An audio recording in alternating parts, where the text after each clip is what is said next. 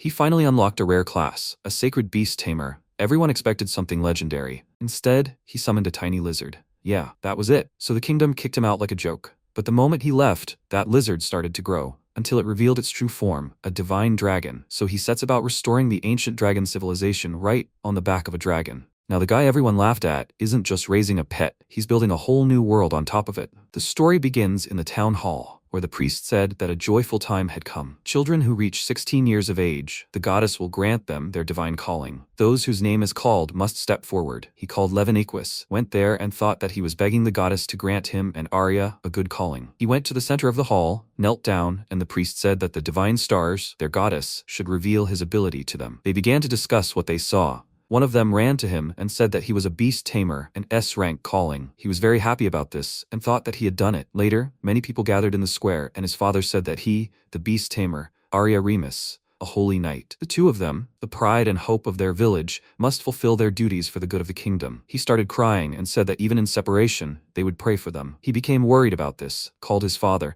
and he said that he couldn't believe that two S-ranks appeared in their village. He approached them, hugged them, and said that he was grateful to both of them. As a lord and a father, they made him the happiest. She said with a small smile that she should thank him. That day, he took her, an orphan, under his guardianship. Now, finally, she can repay him for his kindness. He began to cry even louder, called them. A girl came up to him, called him father, and said that he should let her say goodbye too. She congratulated them. They should train hard in the royal capital. His mother came up to them and said that he was too kind. She was worried. The protagonist was a little embarrassed and told his mother that she didn't need to worry because they would be together. His mother came up to her and said that she should always protect her younger brother. He was indignant about this, and Arya happily agreed. They left in a carriage. The villagers waved to them and told them that they should take care of themselves and be careful. When the carriage had gone far enough, he continued to cry and said that he was still very worried. His parents, with worried faces, thought that they would be serving the king. It seems that they are more than friends, but not quite lovers. They both must take care of themselves. At the same time, she looked back from the carriage and said that the village was no longer visible. He calmly agreed, and she, with a worried look, asked if she could be a good knight.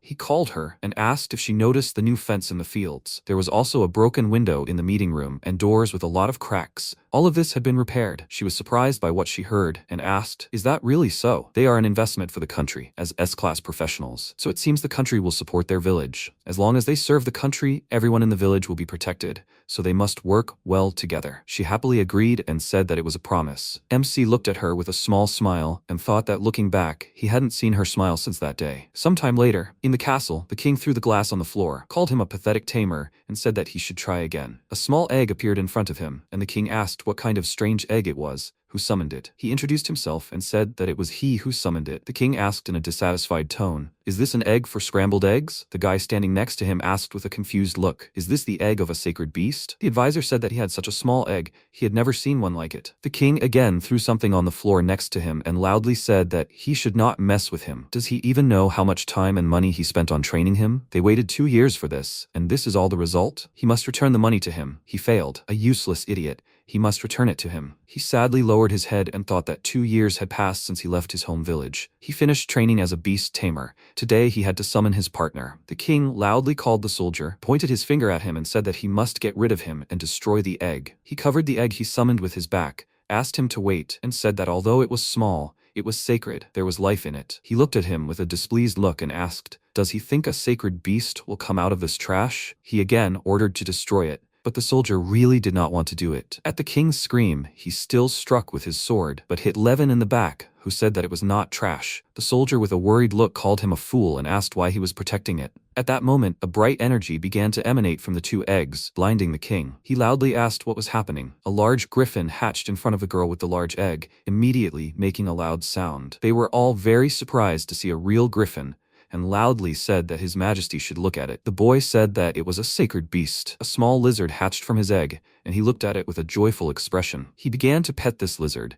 and people around him began to laugh, looking at him, and the king asked if this was also a sacred beast. People around him denied it and said that no matter how you look at it, it was an ordinary lizard. The soldier pointed his sword at him, and he immediately put his beast away. And the king, with a displeased look, asked the beast expert if this was really a sacred beast. He denied it and said that it was just a lizard. He asked in a displeased tone, "So his money went to a stupid lizard?" He pointed a sword at him, laughed, and said that was enough, he must leave the kingdom. He had no place here, and was not allowed to show his face here again. He ordered the soldiers to kick him out, and the protagonist, in a worried voice, asked them not to do this, and said that he would raise him properly. He was very worried about Arius's promise to his village, but the king did not pay attention to this. Argus called and said that his griffin was magnificent. He joyfully said that he was grateful for his words. It would serve him faithfully and truly. He said with a small smile that he expected a lot from him. He slyly called his majesty and said that he would like to talk about Lady Arius. He was surprised by what he heard and wondered why they were talking about her. The king remembered this and said that he officially approved of their union. He thanked his highness, turned around and watched with a sly grin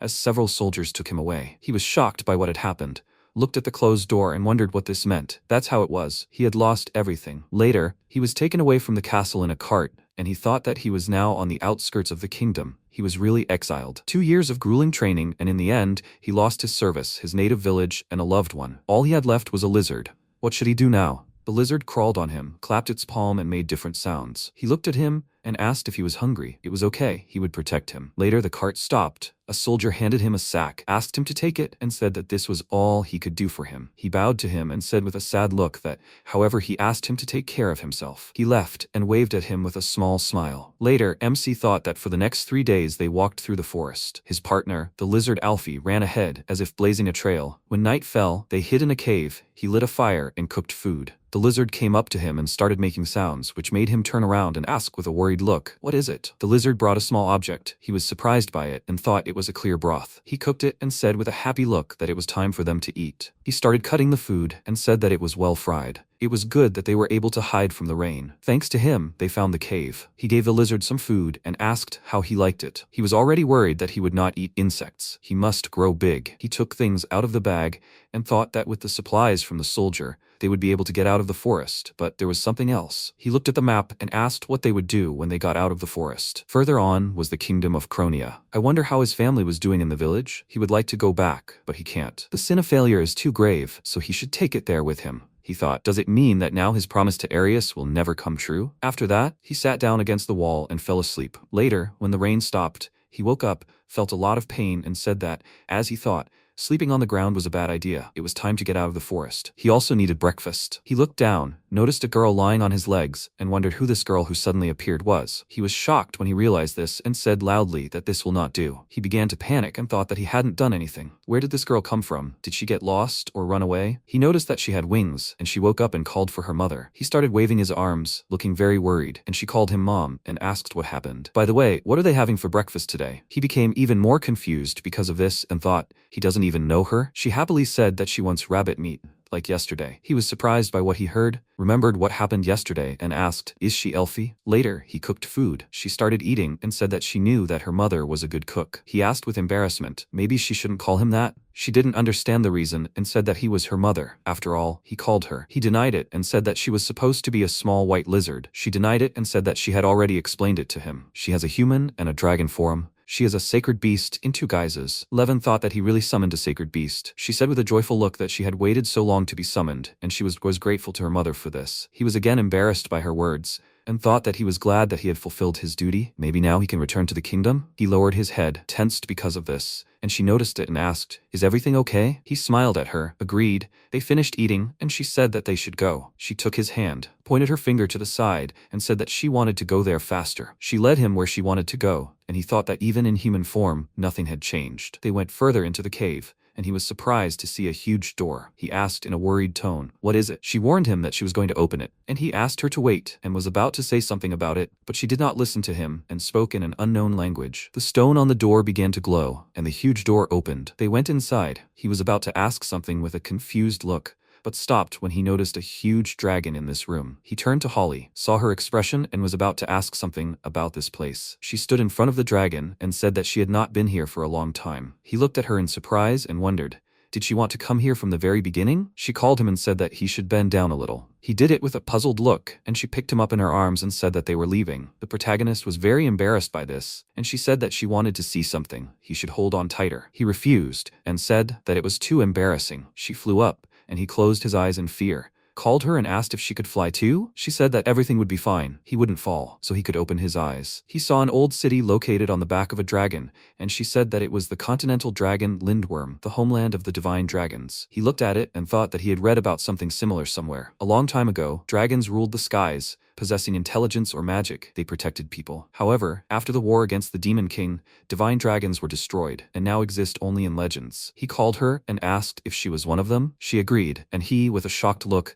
thought that if the king heard this, he would immediately change his mind. He asked, however, weren't dragons destroyed forever? She said that they were not destroyed. There were few of them left, but they survived. Once upon a time, all kinds of animals lived here. Flowers were fragrant everywhere. But then the magic ended. Her city and people, everyone fell into a deep sleep. He looked away with a sad expression on his face and said that it was very sad. He saw a dragon on the ground and wondered how long this place had been waiting for its rebirth. He said that he didn't know why, but he seemed to understand everything. Now everything is in ruins, but he is sure that it was beautiful here. He would like to see her homeland in its best years. She said that she was glad about it. She remembers everything, how desperately he protected her, how he was expelled from the kingdom because of her, his kind look when they first saw the delicious food that he cooked for her. She is very glad that he is her master. He was surprised by this and thought that it seemed to him that he had lost everything. His job, his family, the people close to him. He put his hands on her shoulders, called her by name, and said that he promised her he would raise her properly. However, first they need stability, a job and a home. She looked to the side and said that there was a house over there, a continental dragon, Lindworm, that could be their home. He was shocked by this, and she said with a happy look that she wanted a big house. He asked her to wait with a confused look,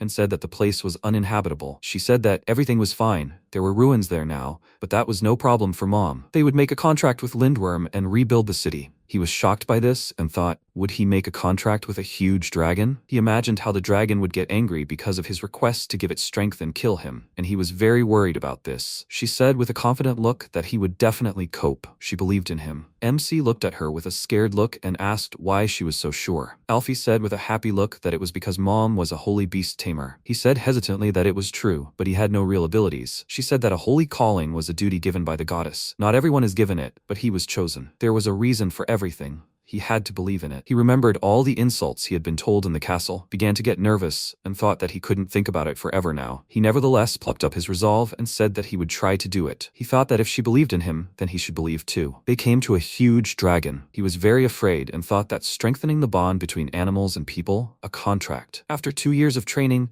he imagined how it was done. For example, delicious food, pats on the head, or subjugation through force and fear. However, would it work with this dragon? She called him Mom and nodded with a smile to give him confidence, but he was still nervous. He closed his eyes and thought that he was still far from being a real beast tamer. He wasn't sure he could even make a contract. However, he had promised to build her a big house and that he would raise her, so he couldn't give up. He plucked up his courage and said the word contract out loud. The barrier surrounding the dragon was destroyed, and the huge dragon began to move, with Holly staring at him. He opened his eyes, called her princess, and said he had been waiting for her return. She happily called him Lindworm and said she was home now. Levin, still blinded by the barrier's destruction, opened his eyes and was very scared when he saw the dragon in front of him. She called him mother and said she congratulated him on making the contract. He leaned over to him, called him master, and said he had been dormant but understood everything. He was a holy beast tamer and his master. He thought that with a contract, magical beasts could understand human language. Had he become the dragon's master? He was happy about it, bowed, and said loudly that he was counting on him. He thought with a smile that it was fortunate that he was not killed for what happened. She came up to him, called out to him, and said that she wanted to live on his back. He said that he would be only too happy about it. He looked up and said that they should go up to the surface together. She asked if he was sure he was okay after waking up. He said that his strength, of course, had weakened from a long sleep,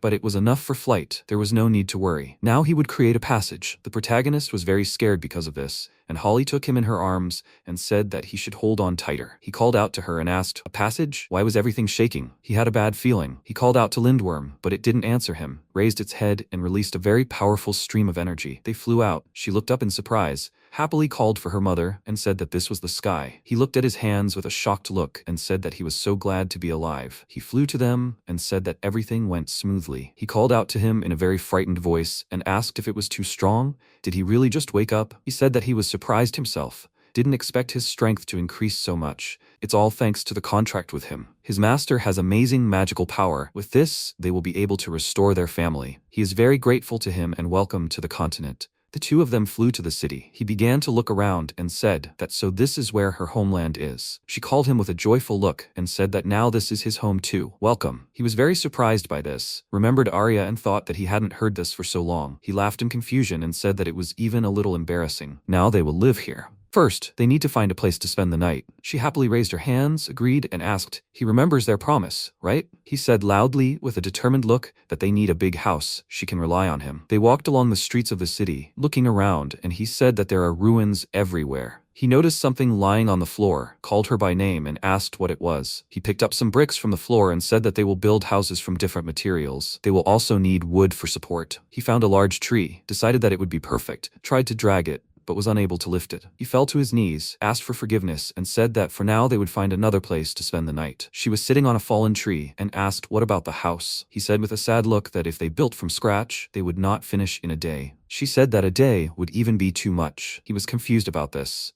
She took his hand and said that she would show him how to build. They should come here. He called out to her in a confused voice and asked if she really knew such a way. She continued to pull his hand and said that he should just follow her. They reached the right place and Elfie said that this was a sacred tree. It regulates the weather and temperature on Lindworm. He said with a shocked look that everything is different for holy dragons. She started looking for something in the tall grass, and after a couple of seconds, she found something. He approached her, saw several old and ruined small towers, and asked what it was. She said they build houses with it. He couldn't believe it, but she took MC's hand and said he should use it. He touched the magic stone at the top of the tower, and it began to emit a bright light. A system window appeared in front of him, saying that it was the Lindworm City Management System. He read it and heard an unknown voice greet the owner. A hologram of a girl appeared in front of him, saying that this was the administrative management and he should enter a command. The following construction options are currently available. A system window appeared in front of him, saying a small house and a small farm. Elfie laughed, called him over and asked, isn't that great? In Lindworm,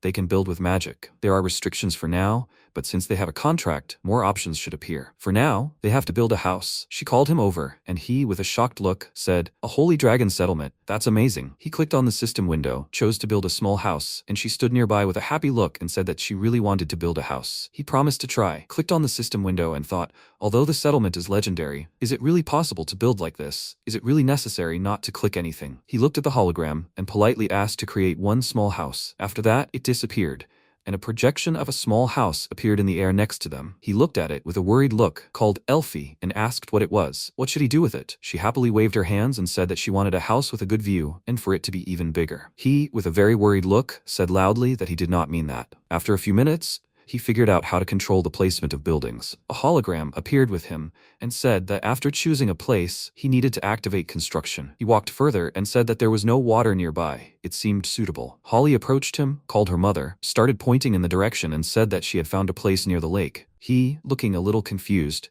said that it would be possible, but everything there was covered in boulders. He came to a place that she liked and said that he would build there for now. If anything happened, it could always be moved. He activated the construction and a new house materialized in the indicated place and fell to the ground. He was very scared because of this and said that it really was built. In their opinion, this is a small house. Holly went to this house, turned to him and thanked him with a joyful look. He was glad to hear this, sat down on the ground, and thought that now he felt tired. It was a very long day. Dragons have amazing technology. They can handle this. She called him and said that she was hungry and wanted meat. He said that they ate the last of their supplies that morning. She was very surprised by this and, looking confused, asked him to give her some meat. He approached the tower, opened the system window, and asked if he could use it for food. The hologram said that the city lacked mana and many functions were unavailable. Levin said that only a house and a farm could be built, but food was unavailable. Holly started crying and said loudly that she wanted meat. He became worried about this and said that he understood everything. They flew together, and he said that they looked around, but there were no animals here. She held him in her arms and said that they used to breed them. He looked down and said that there were no fish here either. It would be good to buy some, but there were no shops nearby either. She said that then they should go to the surface. With her flight, they would get there very quickly. He did not refuse, but remembered something and asked with a worried look, "How fast is that?" He had a bad feeling when she said with a happy look that they should fly. She flew very quickly and he screamed loudly in fear. At the same time, in the kingdom of Elven, The king sat on his throne and said that they should listen to a strategy for the destruction of the enemy nation of Cronia. They needed to ensure the victory of their army. He called the Holy Knight Paladin Arya Remus and said that she should present her idea. She stood in front of him with a lifeless expression and said that they would poison the enemy's river. The knights were shocked by this, and a wide grin appeared on the king's face. At the same time, in the kingdom of Cronia, Elfie came to the shopping street and looked at the meat that was sold on the street with a very surprised look. The vendor noticed this and asked, "Do you want to try this meat?" This immediately caught her attention. She turned around, loudly called for her mother, and demanded the meat. The protagonist was worried about this and thought that they were right under the Lindworm, which meant this was the kingdom of Cronia. For Alvin, this is an enemy state, and it is unsettling to be here. However, if they are quiet, nothing will happen, right? If something suddenly happens, they will just fly away into the sky. He came up to her, put his hands on her shoulders, and said that he was counting on her. A girl noticed them and asked with a friendly look what they were doing here. They turned to her, and she greeted them and asked if they were looking for something. He said with a confused look that he would like to buy groceries in bulk. The girl led him to a shop, where the saleswoman greeted them with a cheerful look and called them travelers. She asked if he wanted to buy groceries in bulk. He probably had a successful business. Did he want to buy groceries for 3 days or for a week? He said that if possible, he would like to buy groceries for a month. She was surprised and asked if they would live in the mountains. He said with a confused look that they were just traveling. The girl who brought them asked if they were brother and sister. He replied that one could say that. The vendor said that she understood. A brother is traveling with his sister. It sounds like that's not the whole story. He mentally agreed, and she patted him on the shoulder and said that life is a complicated thing. She would give them a discount. They could buy as much as they wanted. After a few minutes, they had picked up a lot of products, and he thought that this would last them a long time. She gave him the change. He was surprised by what he saw and said that it seemed like there was too much. She happily said that she would pay for everything. He didn't have to worry. However, in return, he should come to her again. Her name was Mercedes. She was a traveling vendor. The second girl stood next to her and said that her name was Karen. MC introduced himself and Alfie, and they were very surprised when they saw her smile. He called her and said that they should go home. They thanked them for their purchases and asked to come again. They returned home and she was very happy about it. He called her with a tired look and asked if she could slow down. She agreed and with a serious expression said that, however, she was hungry, so this time there was no other way. After that, he collected firewood, lit a fire, prepared everything else, and thought that he was lucky that he found dry branches. Then he would need to collect good firewood. He took out the groceries and thought that Karen had chosen this chicken with vegetables and fruit from Cronia. It was time to get to work. First, he needed to remove the skin from the chicken. The meat is a bit expensive, but it's worth the splurge today. You need to season the chicken with pepper and herbs and add a little oil to the pan. A little later, when he was already finishing cooking, Elfie smelled something and woke up because of it. She ran out of the house, ran to him, called him, and asked for the meat. He looked at the meat and said that it was well done. She started to reach for that piece of meat and said loudly that she wanted to eat it. He stopped her and said that she should let it cook. He added other ingredients, called her, and said that she should get the plates. Since that was the case, they would eat inside. Inside, he cut up the roast meat and finished cooking the chicken sauté with lemon cream. They sat down at the table. She started to eat, and he said that it was hot. She should eat more carefully. She tried a small piece, turned to him, and said that it was very tasty. He remembered his past and thought that he hadn't cooked something like this for quite a while. He remembered again what happened in the king's hall and thought that he wondered how Arya was now. She noticed that he was lost in thought, called him, and asked what's wrong. He apologized, and she asked if he was tired. Wanted some apples. He said that he was fine. He just remembered the village of Lumiere. She asked if this was Mom's homeland. He agreed and said that he hadn't been there for several years and was a little worried. If Arya followed orders well, they were probably doing well. Holly asked if Mom liked this girl. He denied it and said that she was a friend from childhood. She was like family to him. She thought about it, and he looked at her and wondered what her reaction was. He looked at her plate and asked if she also ate vegetables. She agreed with a satisfied look, and he said with surprise that he thought she would only eat meat. She denied it and said that since her mother cooked it, she would eat everything. Levin called her a good child and wondered what if she needed 100 kilograms of meat a day? She was just like a human. She called him, handed him an empty plate, and said that she wanted another piece of meat. After some time, he thought that this is how it was. A month's supply of food was completely gone in a week. The stomach of a sacred dragon seemed bottomless. They arrived at the village of Shilin and thought that all his money would go on food. Could they live like this? Elfie was very surprised by what she saw and said that the butcher's shop was closed. He approached her and asked if maybe they were having a day off. She denied it and said that almost everything here was closed, and there were almost no people. It was somehow scary. He looked around, noticed Mercedes, approached her and said that it was great that they were still open. She turned to them and asked if they were okay. Karen approached them, called her, and said that those fields were also destroyed. She was unhappy with what she heard and said that they were freaks from Elven. He was surprised by what he heard, and she said with a sad look that suddenly an army from that state attacked. Their soldiers poisoned their water resources. He was even more surprised by this. And Mercedes said that she never thought that the Cronia fortress would fall. This caught his attention, and he thought that he had heard that this fortress was impregnable. Karen said that it was a silver demon. This caught his attention, and she said that her friend, a knight of Cronia, told her about it. The commander of the enemy army was a holy knight with a silver shield. She destroyed the fortress in one night. He was surprised by what he heard, immediately thought of Arya, asked her to tell him more, and asked who this holy knight was. He hoped it wasn't her, and asked if she could give him a name and describe her appearance. She apologized and said she didn't know. It was scary to think it was a demon. However, it was okay. It seemed their knights had probably already defeated them. Mercedes didn't despair and said that there was someone in the fortress named Eris, a very powerful knight. Being very young, she dedicated herself to protecting the kingdom. She gave Holly a fruit and said that so they had nothing to worry about. They both smiled. He agreed with a confused look, and she asked, did he come to buy groceries? What did he want to buy today? She answered for him and asked for meat. When they finished buying food, they walked down the street, and she happily said that today she wanted teriyaki, also sweet potato and apple soup.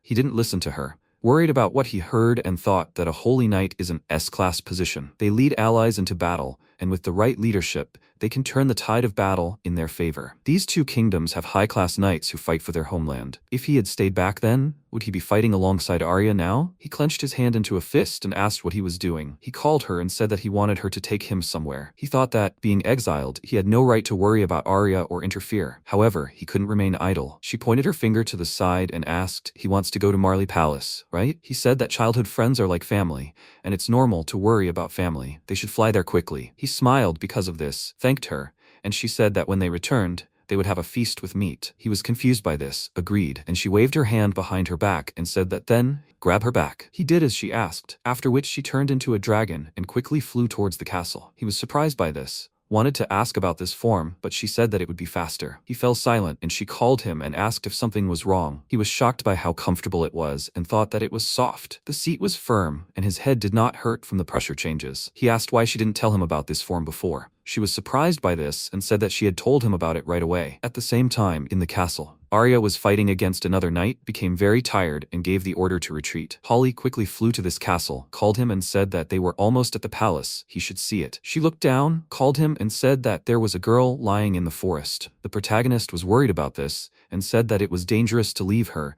because monsters could attack. They quickly went down to her, and he asked with a worried look what happened to her. She woke up, tried to get up, and he asked if she could hear him. She was injured, she should not move abruptly. She was breathing heavily because of her wounds, and he thought that she was conscious, but shaking badly. Had she really been attacked? He asked what happened here. She said in a very tired and frightened voice that she did not want to fight anymore. She tried to cover her face with her hand, but she could not stand it and she vomited blood. When she felt a little better, she said that she defended the fortress and drove away the holy knight. He was surprised by what he heard, looked at the sword next to her and wondered, is this girl a knight? She fell to the ground, lost consciousness, and he turned, called Holly, and said that they should take her to Lindworm. She thought about it and asked, does that mean they won't be flying to the fortress? He looked at the wounded girl and said that it seemed Arya was no longer there. At the same time, in the library of the Elwyn Kingdom, the frightened chief beast tamer Gideon called out to Lord Zex, who pointed a sword at him and asked why he was here. He plunged the sword into the wall next to him, called him by name and position, and said that what a coincidence, he was also here to do research. The book that he was going to burn, what was written there? He looked away with a confused look and said that he did not know that. He opened the book and said that I understand,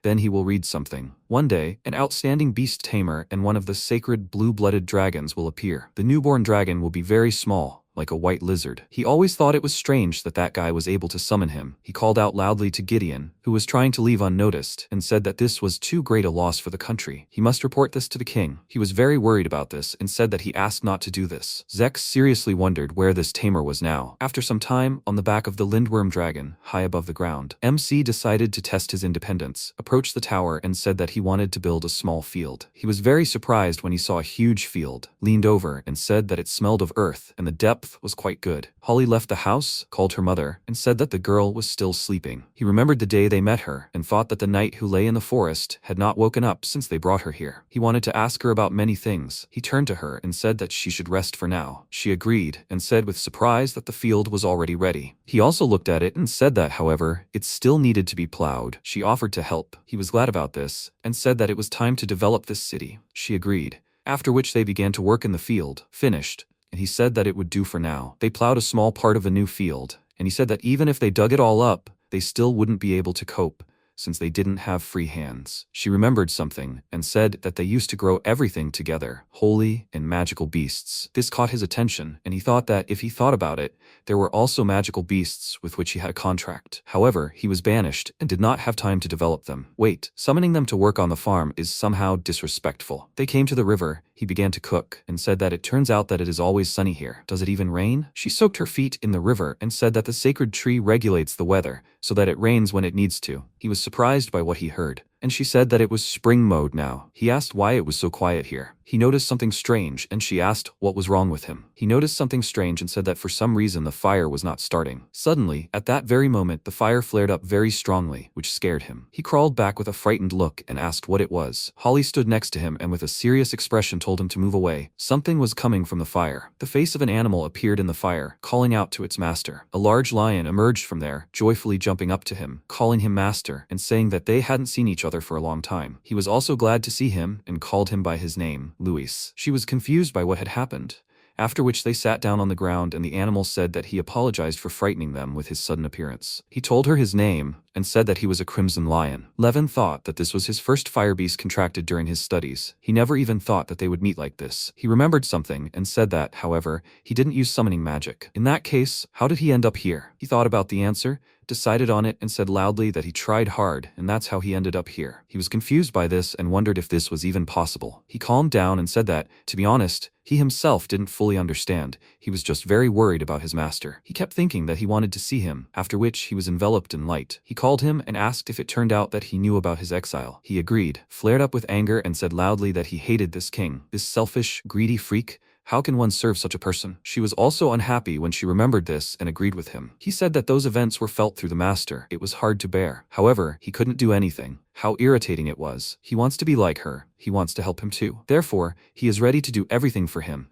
He only asks to allow him to help them both. The protagonist with a friendly look said that he would gladly accept his help. He thanked him, and Elfie said that she would be glad to work with him. He thought that in this way, Lindworm had acquired a reliable companion. Sometime later, when night had fallen, he called them to eat. They were surprised by the variety of dishes they saw, and he said with a satisfied look that that was not all. He showed a tray and loudly announced that here was a stone oven pizza with vegetables and cheese. She asked in surprise, "What is it?" He laughed and said that she should thank Luis for that. A little earlier, he had shrunk himself using his skill, came to his kitchen, and asked the owner if he cooked here. He would be responsible for the fire. He turned to him and asked, even though he was a fire beast, how would he cope with this? After that, he turned his head toward the oven and released a powerful stream of fire. He thought that the rich taste and aroma created by his fire breath and maintaining a high temperature, even in cooking, he has no equal. He was very happy that he wouldn't have to light a fire anymore, and he stood next to him and said in a cheerful tone that he was always happy to help him. She came up to him, hugged him, and said with a happy look that he did a great job. He is so soft and sweet. She called her mother and said that she wanted to know more about him. How did they meet? He agreed to tell it and said that it was a long story. Those were the days of his training as a tamer. Later, when they finished eating, both animals fell asleep on the floor,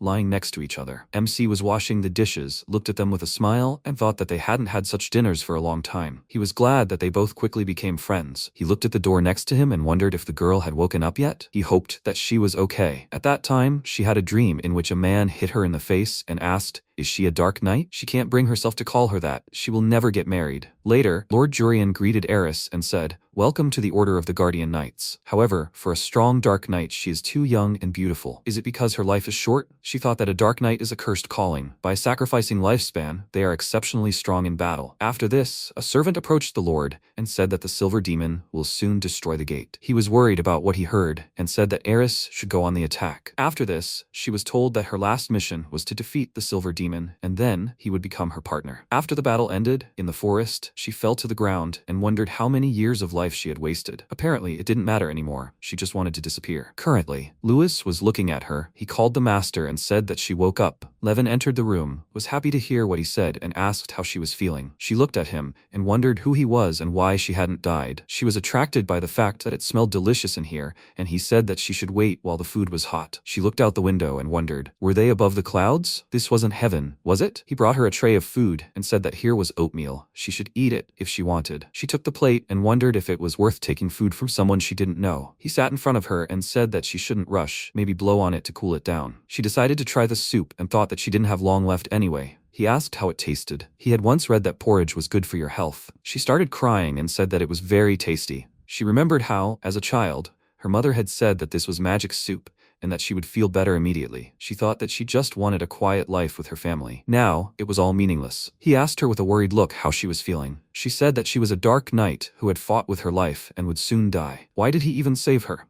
Eris covered her face with her hands and asked why. Levin looked at her with concern, but after a while, she was lying on the bed with a fever. Holly called Levin. He said that she had expended a lot of life force and it was dangerous. He thought that there must have been a fierce battle in the Marley Palace and the opponent was probably the Holy Knight Arya. There was a knight in the palace, Eris, insanely strong, although she is young, but she risks her life for the country. Did the people around her really know everything and still force her to fight? Holly said that it was terrible. They couldn't abandon her. MC didn't know what to say to her. The cat asked Levin if there was anything he could do. MC thought that this was the curse of the calling. What could he do? At that moment, Eris said something. Levin looked at her, and the next moment, she took his hand. Eris, as if in a delirium, called MC Mom and said that his hands were very big. Levin was surprised and asked her what. Eris called him Mommy again and said she still wanted some oatmeal and that he should feed her. MC, frightened, told her she should wait. What's wrong with her? She needed bed rest. Eris started to act up and said no. She said she wanted some oatmeal. Levin tried to calm her down and agreed with her. At that moment, Elfie came over and said she had heated up some more porridge. MC handed the plate to Eris and said it was hot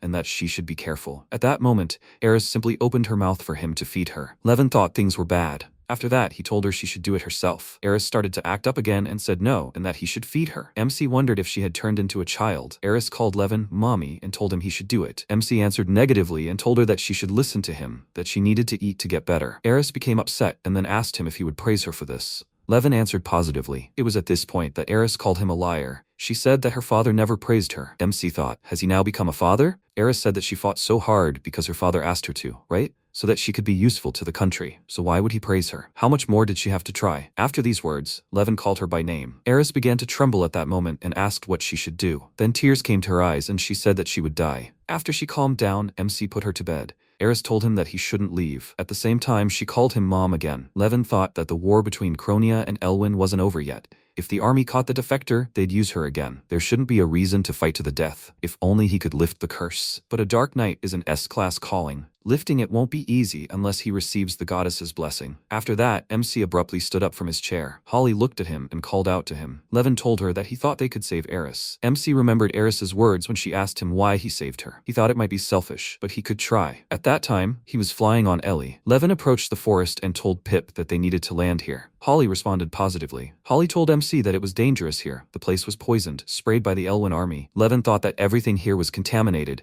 He heard rumors from Sheelan village that a two-horned beast lived in the poisonous lake, maybe. MC thought that this was the key to breaking the curse. Elfie said that it was a but. Levin said he had no doubt. It was the sacred beast Bicorn. Elfie asked if she needed to defeat it, right? Then she went to do it. MC called her and said that she had to stop. Levin thought that the Bicorn horn could really break the curse if he asked Elfie about it. Then she could defeat it and take the horn. But MC said that this was not necessary. He approached the animal and thought, after all, it was a sacred beast tamer. The Bicorn made a sound. Levin said that everything was fine. He knew there was poison in the lake. He would approach slowly. It doesn't like dirt, so it chooses this and cleans everything, and this is how it protects the people. It is here for the residents, right? After that, MC thanked Bicorn and bowed to him in gratitude. He said that he wanted to save someone. Could it make a contract with him and borrow his power? Sometime later, in the house, Eris woke up and remembered with horror how she had behaved. She asked why. Why did she act so ridiculously? Louis asked her if she was okay. Eris thought he was very fluffy. Louis said that it was good that she came to her senses. Otherwise, he was already worried. After that, Eris got up from the bed and stroked Louis. She hugged him and said that he was very cute.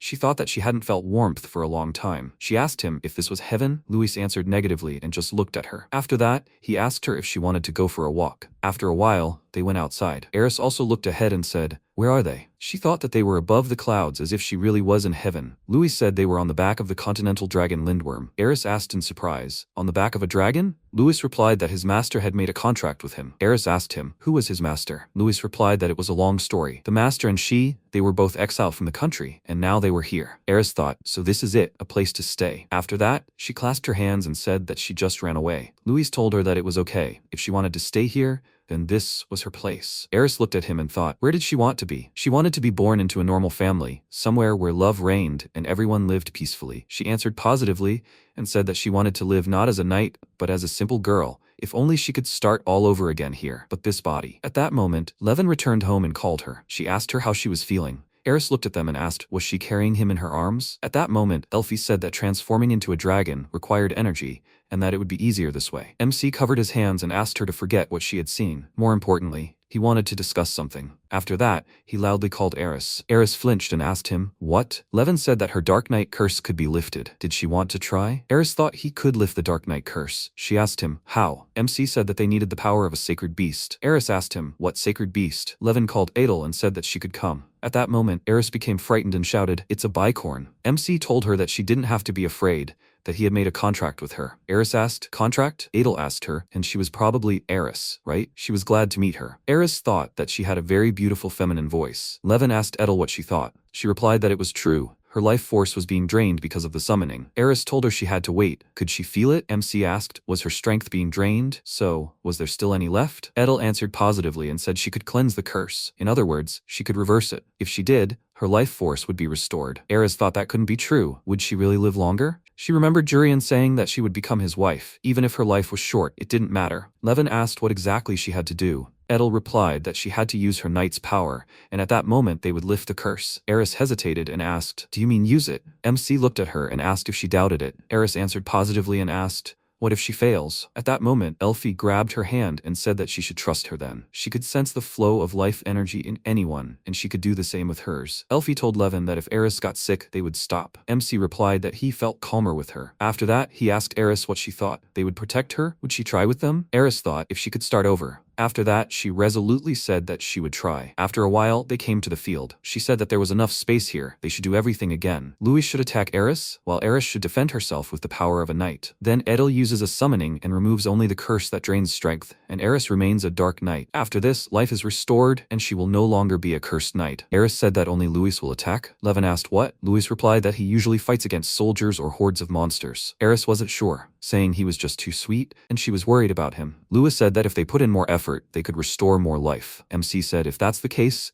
maybe he should ask for help too? At that moment, Louis said, that means it. Levin responded positively and said he couldn't stop thinking about his words. It was a good opportunity. He remembered Louis telling him that they all felt it back then, but they couldn't do anything. After that, MC used the beast summon. After that, the Valkyrie sisters appeared. Sapphire said that they hadn't seen Levin for a long time. Eris excitedly said, that's it. Edel said that they were Valkyrie. They are known as the messengers of the gods. It's amazing that he was able to summon them. Elfie told MC that he was the best. Levin apologized for suddenly summoning them, but he had one request. Sapphire from the Valkyries said that they were already aware of the situation, and they would use their strength for Eris. Ruby said that they would give it their all. Could she withstand it? Topaz called them loudly. Topaz asked why they agreed right away. Sapphire said that there was nothing unusual in this. It was the master's request. Topaz said that she didn't mean that. They hadn't been summoned for a long time, and they were ready for everything right away? Isn't that too much? Ruby asked her what was wrong. She was looking at him, and it seemed like she was happy too. Sapphire asked her, is that so? Topaz said that was not the case at all. She was a little embarrassed by such a question. MC said that they needed to listen. He apologized for making them worry, and thanked them for answering the call. He said that he was happy to see them again. Topaz turned away shyly and said that she would still help him, but then he should treat them to something tasty. Levin answered positively and said that he promised it. After that, he asked Eris, well, with such strength, she should be able to do it, right? Eris answered positively. She grabbed the sword and thought,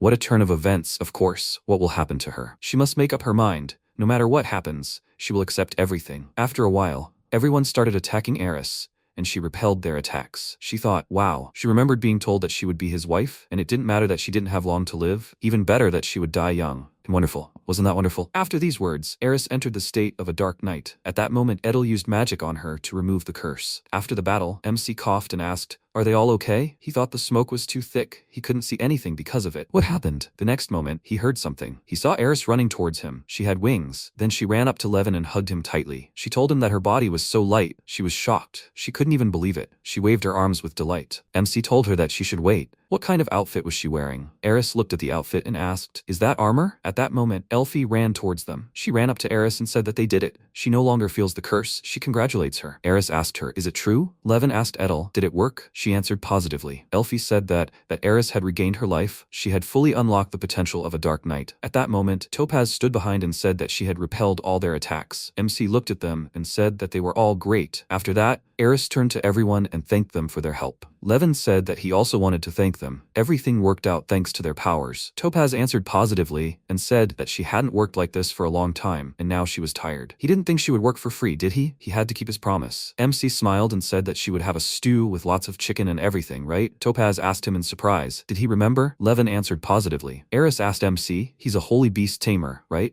Levin asked her why she was asking that. She said he was simply kind to everyone, while tamers were usually arrogant and foul-mouthed. MC asked her if they were like that in Cronia, although Elvin was no exception. Wanted to say that they had gone too far. He wanted everyone to be happy. You can't choose your calling, but you can choose how to live. After these words, Eris looked at Levin with delight in her eyes. MC scratched his head and said that, still, if he hadn't summoned Elfie, he wouldn't have ended up on the dragon's back. After that, he looked at Eris and said, right, he'd like to know her preferences too. Eris asked him what he was talking about. Levin said that she was sick and he just cooked oatmeal. But now she can eat whatever she wants, right? And since he's the one cooking, he should know everyone's preferences. At that moment, Eris began to shake and called him. She said that it turned out that, after a while, MC realized something and apologized to her, saying he misunderstood. He thought she was going to stay here permanently. After his words, Eris replied that she preferred hamburgers, and he should just call her by her first name. They were probably the same age, and now they were partners. After that, she extended her hand and thanked him for bringing her here. She was very grateful to him. Maybe she wasn't very experienced, so she was asking him to take care of her. Levin extended his hand in return and answered positively. At that moment, Edel asked if living here would be nice. Maybe she should stay too? MC looked at her questioningly. At that moment, Ruben thought for a moment and said,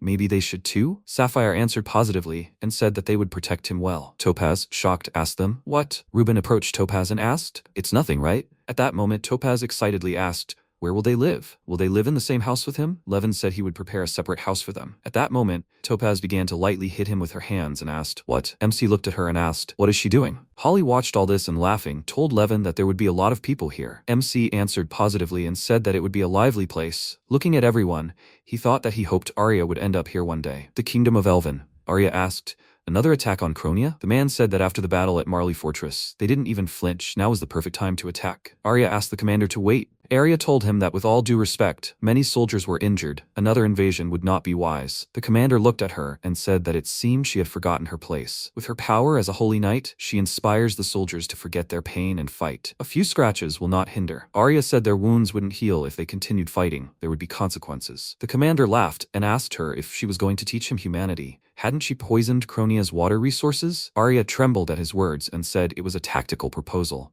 Everyone was against it, and His Majesty had decided to do it. The commander told her to shut up. Was she trying to shirk responsibility? Her job was to obey. The king had ordered them to attack, no matter the cost. Arya told him they would urgently prepare for a counterattack. The commander said she mustn't disappoint him. After he turned away, Arya reflected that since joining the knightly order, such tasks had been her only ones. Loyalty to the emperor, whom she swore to serve, is the source of a holy knight's strength to fulfill His Majesty's wishes. This strength manifests itself regardless of her will. True, even if the strategy is inhumane, or she is against it. She remembered how she said they would poison the enemy kingdom's rivers. How could they act like that? She thought it was wrong. Her actions were simply terrible. She couldn't say no. She didn't want Levin to see her like this. If she lost her power, then Lumiere village would be destroyed. She thought that MC was probably working as the kingdom's beast tamer. At that moment, Argus called her and said that here she was, and he'd been looking for her. Had he heard that she was going to Cronia again? Arya thought the tamer was about the same age as Levin. She'd spoken to him a couple of times at meetings. Why was he here? It doesn't seem bad, but she doesn't like his assertiveness. Argus said he'd take the Wyvern Knights as reinforcements. She thought she'd talk to him calmly and leave quickly. Argus said there was also the griffin he'd summoned. She could use it too. Arya smiled and thanked him. She said there would be more tactics then. Then she turned around and said she needed to get ready. Argus told her to wait a bit.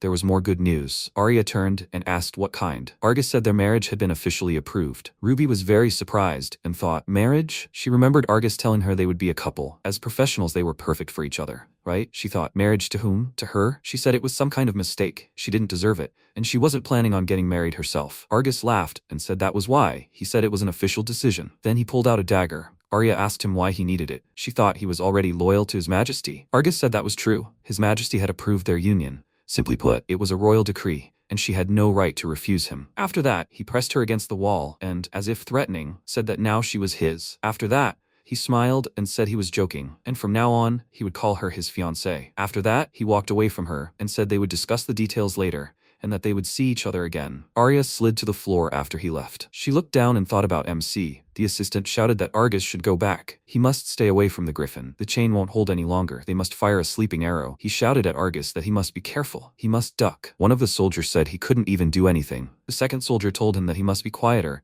otherwise Argus would hear. Argus thought, why? Why doesn't he listen? Every day his griffin, Eternal Sky, goes berserk and tries to escape. He is his master, so where is he rushing to? There are only a couple of days left before Cronia's attack then. At that moment, Drake watched this and then clapped. He said that here he is, the young master's partner. Thankfully he's okay. So untamable that even the holy tamer is powerless. It looks like they'll have a hard time. At that moment, someone in the crowd asked if this isn't Drake from the Langron ducal family, right? They're both S-ranked, but their auras are completely different. Argus asked him what he wanted. Drake laughed and replied that he shouldn't glare at him so angrily. At that moment, he leaned over to Argus and said that he had already come to tell him how to tame the griffin. Argus replied that Eternal Sky was his sacred beast. He could handle it himself. Drake asked him if he would have time. If he weakened on the battlefield, the king would be angry, and the engagement with Arya could fall apart. Argus told him to shut up. He trembled and asked him, he must be very confident, right? Drake smiled and answered positively. At this time Levin, he looked at the field and said in surprise, wow. Topaz said that, for them, this is all a trifle. MC said in surprise, this is a very large harvest. They must wait. This is very strange. The seeds were only sown a week ago.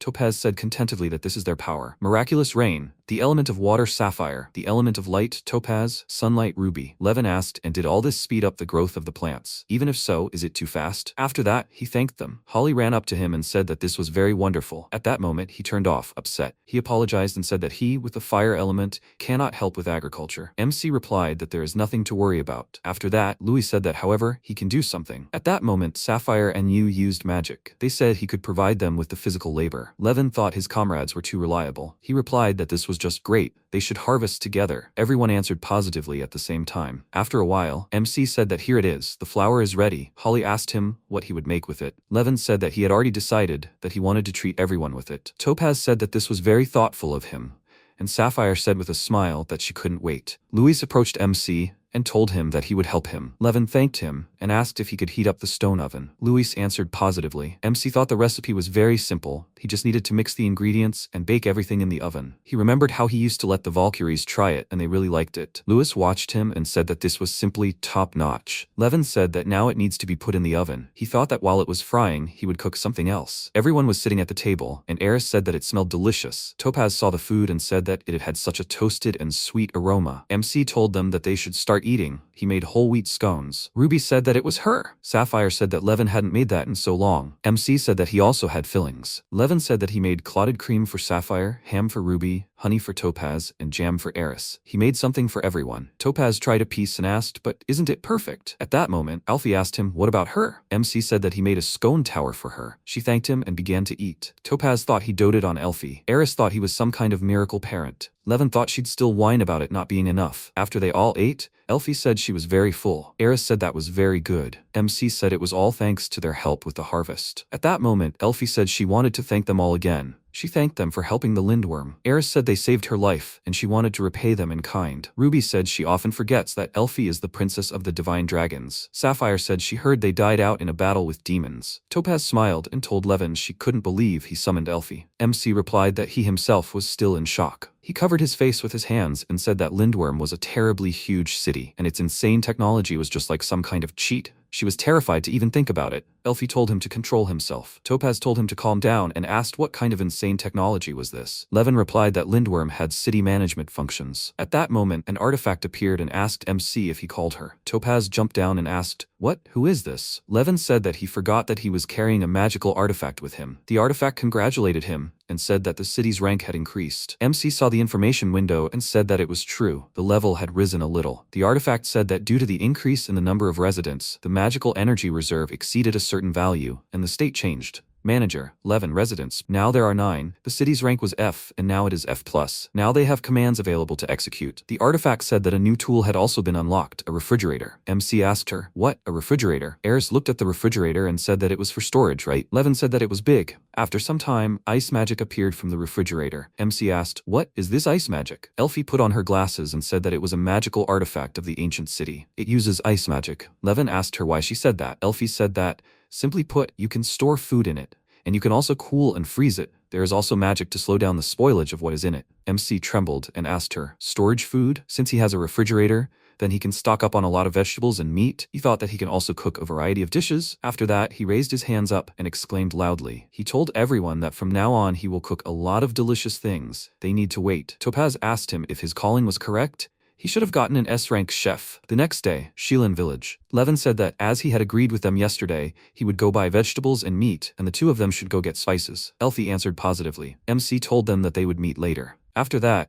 Elfie turned to Eris and said that she should go with her. Eris answered positively. Last night, Eris said that she wanted to go shopping too. Now that the curse is gone, she wants to go everywhere. In a small village, no one knows her face. Elfie told Levin that if anything, she could lift her into the air. He should let her go, and MC laughed and said that he didn't mind at all. Just in case, they should disguise themselves better. Eris said that she was a little worried. Elfie asked her if she was worried. It's okay. She will protect her. She needs to calm down. Eris thought she was really cool. At that moment, Elfie pointed to the counter and said that she saw meat. They should go try it. Later, they sat down on a bench and ate what they bought. While they were sitting, Eris said that they were supposed to go get some spices. Elfie then said that now they should go there. Eris was enjoying being in the city. At that moment, someone from the crowd said, so the rumors are true? After a while, Levin met the girls and said that he bought a lot and got a discount. Seeing the girls, Levin asked them what was wrong with them. Elfie said that they had heard something unpleasant. There were rumors that Alvin was going to attack Cronia again. MC said that this was a good time, while Eris was away. He thought that the king probably thought so and would send Arya to the front. Eris said that it was true. It was because of her. After all, she had escaped from Cronia. Elfie told her it wasn't her fault. Eris wanted to argue. Levin paused and sadly asked her what she wanted. Eris looked at him and asked, what? MC said it was her duty as a knight. Hadn't her father and Jurian instilled that in her? Eris's expression sank, and she said, maybe so. He said he wanted her to think carefully about what she wanted,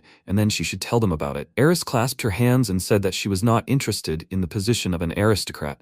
She wanted to live peacefully here with Levin and the others. After that, MC stood up and said that then everything was decided. Tomorrow they were leaving for Marley Castle. Eris told him that she would not go there anymore. Levin asked her if she knew that she should tell them herself. She won't let them boss her around anymore. That's what she should say. And then she would submit her resignation. After a while, MC and the girls flew to the city. Levin asked Eris if she was okay. Eris loudly asked him what he was saying. She couldn't hear him. At that moment, MC decided to repeat himself. He asked if she was okay. However, he didn't have time to finish, as Elfie landed. She told them that Marley Castle was under attack. Levin asked if Elvin's army was already here. Eris replied that this couldn't be. MC said that means Jurian, who hired her, is the commander of the Night Corps. Right? Eris answered positively, and said that if the castle falls, the invasion of Cronia will continue. The main thing is to protect Jurian. Levin told her that they must fly through the gate. Holly replied that she understood him and flew straight through the gate. MC looked at the attackers and thought about Arya. Was she really here too? Maybe they would meet again. Then one of the girls shouted that she had found Jurian. They needed to be quick. They were already being pursued. Jurian shouted that they must not approach him. At that moment, the attackers shouted that they must surround him and destroy him. They pointed their swords at him. Jurian, terrified, reached for his sword and said that they must stop. They must not approach. After that, he cursed and looked at the sword. He said that this must be his already. The attacker said he abandoned the soldiers and ran away, an act that was truly vile. He then pointed a sharp sword at him and was about to attack him. But at that moment, Levin arrived. All the attackers asked, what? Where did that come from? At that moment, Eris appeared. MC asked her if she was okay. Eris answered positively and said that he had arrived just in time. At that moment, Jurian looked at her in shock. After a while, his assistants ran up to him and asked if he was okay. He asked them if they were laughing at him. He almost died. At that moment, Gregor noticed Eris. She timidly called out to him. The next moment, Gregor slapped her hard across the face and asked, so she's back. Where had she been all this time? Eris looked at him and said that she could explain everything, but still, Gregor interrupted her and asked where her pride as a knight was. Eris decisively replied that she no longer had it. Gregor, surprised, asked her, what? What did she say? Eris interrupted him and said that he should be quiet. She was here to quit the Knights. Gregor asked her what. Eris said that she would not listen to him anymore. She just wanted to be happy. Pride, status, she didn't need all that. Gregor told her that she had to stop. How could she not understand this was all for her future? Eris asked him for the future. He answered positively. Gregor said that she would marry a high nobleman and achieve merit as a knight. She would be happy. Eris asked him to wait a little. Levin asked him if he was serious now. Gregor asked him who he was. MC said that he was ignoring Eris's feelings. It was very selfish of him. Will she be happy? She became a knight and found herself on the brink of death. Gregor looked at Eris and asked her, in what sense? Levin said she had recently been forced into reckless warfare, which had drained her life force, and that's when she fled. At that moment, Gregor called Jurian and said he didn't know that. That wasn't what they had agreed on. What did that mean? Eris told him she would stop Elwyn's invasion and protect Cronia, but it would be her last mission as a knight. Jurian trembled and asked her what she meant. Eris said he should accept her dismissal from the order and break off their engagement. Jurian asked her what she was talking about. She should stop acting arbitrarily. He wouldn't accept either the break in the engagement or leaving the order. Eris asked him if he didn't understand the whole situation. If he did that, Marley Castle would fall. There was no room for negotiation. Jurian grabbed her by the shoulders and told her she had to stop joking. She's a lowly noblewoman. How dare she order him around? And how is she going to live without his support? Eris asked him to let her go. Jurian said that was it, that she would only be his wife. Eris again asked him to stop and cease. Jurian said that they should go to the castle. At that moment, MC appeared and grabbed his hand, saying that he had nowhere to return to, that Eris already had her place. Jurian looked at him and waved his hand away. He called him a commoner and said that he shouldn't touch him. At that moment, Levin raised his hand. Jurian told Eris that they needed to go, that they would disperse these people. Elvin. Then he asked, what is it? Eris said, if she agrees to these conditions. At that moment, Lindworm appeared in the sky. Jurian looked up and asked in fear, what is it? MC replied, it's the continental dragon Lindworm, and by the way, he has a contract with him, and they live by it. If he doesn't listen to Eris, then there's nothing more to do here. After that, he told Eris that they needed to leave. At that moment, Jurian tried to say something and asked them to stop. At that moment, the people of Elwyn continued to hunt Jurian from behind. One of the attackers said that he found him. Everyone needs to come here. Everyone must attack him. They must not let him get away. Jurian looked at them and was very scared. Levin said that there were too many of them. After that, he asked Eris, so what? Eris replied that she was fine. At that moment, MC knelt down in front of Jurian and asked him, so what? Jurian asked him what it was about. Levin took out the agreement and asked him, will they do this? At that moment, Arya addressed the soldiers of Elwyn. She said that this sword, the goddess who carries the will lead into victory. They should not be afraid and go forward. At that moment, a man stood watching this. He laughed and said that they ran. He was looking at it as if for the first time. There she was, a holy knight. He looked at Eris and said that the castle would soon fall. The impregnable fortress of Cronia turned out to be easy prey. It must be pleasant to lead troops to victory. Arya answered negatively and said that it was only her duty. The man shook his head and said that it was very impressive. Arya thought that inspiring soldiers and protecting the country was her mission as a holy knight. At this time, Jurian finally signed the agreement and said that it was very humiliating. Why should he sign anything? MC said that if that was all, then could he hand over the papers? Jurian was very indignant. He threw the agreement at him and asked if he was satisfied. Levin looked at the signed agreement and answered positively. The agreement stated that he agreed to use any strategies to stop the enemy, officially approve of Eris's departure from the Order of Knights, and break off the engagement with Jurian. MC approached Eris and said that this was her freedom. Eris looked at the agreement and, lowering her head, said that it was not so yet. They needed to hurry to the castle gates. The Cronia gate wouldn't hold for long until they managed to push back the Holy Knight. Levin thought that the Holy Knight was Arya. Eris said that the Silver Demon was the Holy Knight, and that she had trapped her in the previous battle. Her strength was depleted. Therefore, the Dark Knight would not appear on the battlefield anymore. After this, Eris laughed and said that she thought so, and she would take advantage of it. She told MC that he should take her father to safety. At that moment, Gregor called her and said that she must wait. He could no longer allow her to fight if her lifespan was shortened even more. At that moment, Edel stood between him and Eris and said that he didn't have to worry about it. Gregor asked, what is this? Levin calmly replied that it was Edel, the holy beast. Gregor asked again, is that the holy beast? Edel said she could absorb impurity. As long as she was near, the Dark Knight's curse would be reversed. He stood and listened to her. MC replied that everything was fine. She no longer has to pay with her life for using her abilities. Gregor looked at him and asked, is that true? He turned to Eris and, bowing, asked her forgiveness for all the suffering he had caused her.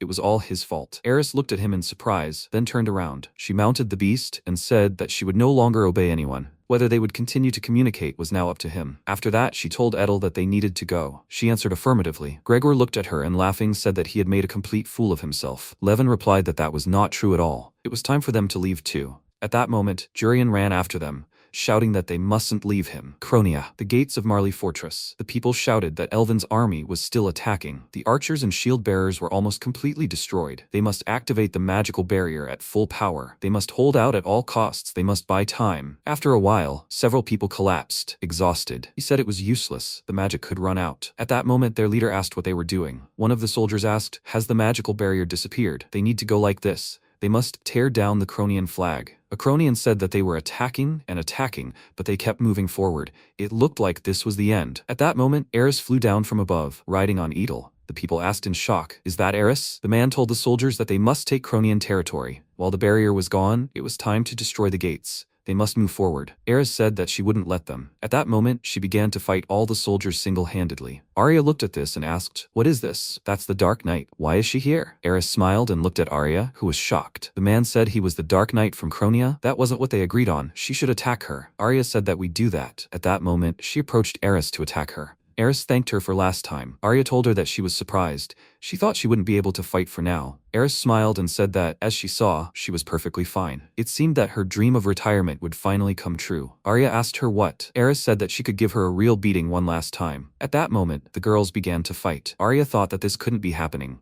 Last time it was completely different. She wasn't just holding back. She was attacking with all her might. She couldn't lose, and she couldn't lose. She had to protect. At that moment, she thought, what should she protect? MC looked at their battle and thought it was definitely Arya. But why is she a silver demon? That can't be. Arya would never want that. Eris told her that she must withdraw the troops. Arya said she couldn't do that. Eris replied that if that was the case, she would force them to retreat herself. At that moment, she spread her wings. She pointed the sword at Arya and said that the outcome of the battle was clear. She must withdraw the troops. If they admitted defeat, the battle would end. Arya said she couldn't do that. At that moment, Argus shouted to her that he was here. He laughed and asked her if she had been waiting for him. At that moment, Holly told Levin that the griffin was there. MC thought it was the one Argus summoned during the ritual. He had no doubt about it, but his eyes were red. Could that be it? Levin told Holly that she should help him. He looked into the griffin's eyes and said with a trembling voice that everyone here was in danger now. Argus shouted to the griffin that they needed to move forward, that they needed to defeat Cronia. The griffin roared loudly, and the people shouted that Argus the griffin was there, that they were about to break into the castle. Argus praised the griffin and said that he should do the same. At that moment, the griffin turned to the allies and began attacking them. Arya wondered why it was attacking even its allies. She asked Argus why it was attacking its own. Argus looked at her and said, "So what?" Arya said that right now it was unable to distinguish between enemies and non-enemies. Argus asked her, what difference did it make? The Cronian army was dwindling. Arya countered, saying that if the allies were defeated, then what was the point? Argus said that it was no longer her concern. With her strength, soldiers could be used as much as they wanted, right? At that moment, the griffin took off again. Arya trembled, thinking it hurt. The griffin began to attack the others, but at that moment, Eris arrived. A soldier called her. Eris told him that she was holding a griffin and they needed to restore their magical power. Cronia would not be broken as long as they resisted. It's not for nothing that they are renowned for their unwavering strength. Their pride is unshakable, and let the enemy know it. The soldiers were inspired by her speech and said that they were with her. They were Cronia's shield. MC said that it seemed Cronia could safely be entrusted to Eris. Elfie called Levin and said that something was wrong with the griffin's energy flow. It seemed to be distorting something. MC thought he had lost his mind and was attacking everyone indiscriminately, and his eyes turned scarlet. He was probably being forced into submission with a potion. But the griffin is the beast Argus summoned. So, how did this happen? He told Holly that they needed to stop this madness. Would she help him? Holly responded positively and said that he could rely on her. She was ready to do anything for him. At that moment, Argus looked joyful, riding the griffin. A while ago, Argus thought that this way he could win. He took the potion in his hands and asked, "Is this a potion for eternal sky? Are you sure it's okay?" Drake said that it was. He tested it on other beasts. The griffin could be fixed with the medicine, but it would be a bit rowdy. That was essential. He had to show that he could skillfully lead the reins. Argus thought that he had done this because the main thing was victory, right? Returning to the battlefield, Argus looked at Arya with disgust and said that she always did everything slowly. He shouted at her, "What is she doing? She must inspire the army. It is her duty. It is an order from His Majesty the King." Eris looked down and clenched her fists. At that moment, the griffin rebelled and decided to attack Arya. Argus shouted at him that he should calm down. Arya looked up and saw that the griffin was attacking her. Argus shouted at him that he should stop. He should not fly in that direction. At that moment, Levin and Holly appeared. Holly attacked the griffin and screamed that this could not be happening. Arya sat in shock and looking back said, "What is this?" She thought, what just happened? Holly landed and transformed into human form. She joyfully shouted that they succeeded. MC thanked Holly. At that moment, Arya thought, what is this? Could it really be him? But she couldn't forget. Holly shouted that it was all for Levin. MC said that he hoped that this would calm him down at least a little. Arya looked at Levin and asked, "Is it really him?" MC crouched down in front of her and extended his hand. He said they hadn't seen each other in a while. She put her hand in his and wondered what she should do. Where should she start? She called Levin and said that she kind of. After that, MC flicked her. Arya looked at him confused.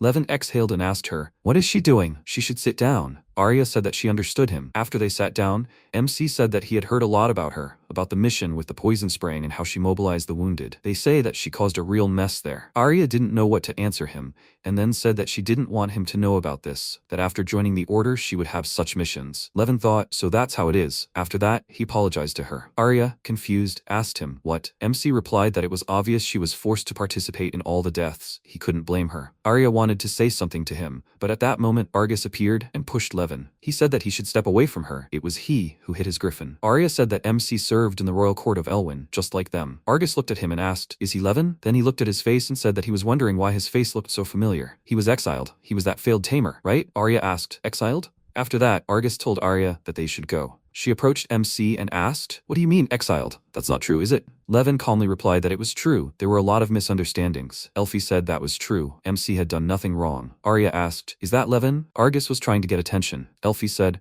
who is this girl? MC said, by the way, he had a long story to tell. At that moment, Argus interrupted their conversation and asked, is he transparent to them? He's not interested in talking about it. He has to leave Arya alone. She's his fiancée now. He'd better get out of here. At that moment, Elfie was standing behind him, very angry with him. She said that this couldn't happen. He shouldn't be here at all. After that, she pushed him far back. She said that Levin had an important conversation. Arya asked in human and dragon form if she really was the legendary dragon. MC answered positively and said that she was his partner. Elfie wagged her tail and said that it was nice to meet her. Arya looked down and said how cool Levin was. MC called her and said that they should finish this already. The griffin had gone crazy because of the potion. Everyone on the battlefield was in danger. Arya asked, because of the potion? Levin said they would stop the griffin, and she had to lead the troops out. Arya's expression sank and she said she couldn't do that. This battle was His Majesty's order, and she couldn't go against the king. MC asked, go against? What do you mean? At that moment, Holly interrupted Levin and said that the griffin was flying here. Had it woken up yet? She shouted at Arya and MC to jump on her back. Levin thought he was going too fast. Would they really make it in time? At the last second, MC called to Holly. However, the griffin didn't attack them. Arya was about to say something, but Elfie stopped her. The griffin said they finally met. He called Levin Mom. He happily hugged MC and tears appeared in his eyes. Levin said he wasn't his mother. The griffin said he'd been looking for him all along, and he'd finally found him. He was his true master. MC wondered, what did that mean? A ritual for summoning a sacred beast among tamers, and 2 eggs appeared before them. One was summoned by him, Elfie, and the other by Argus, or so he thought. The griffin said it was an accident.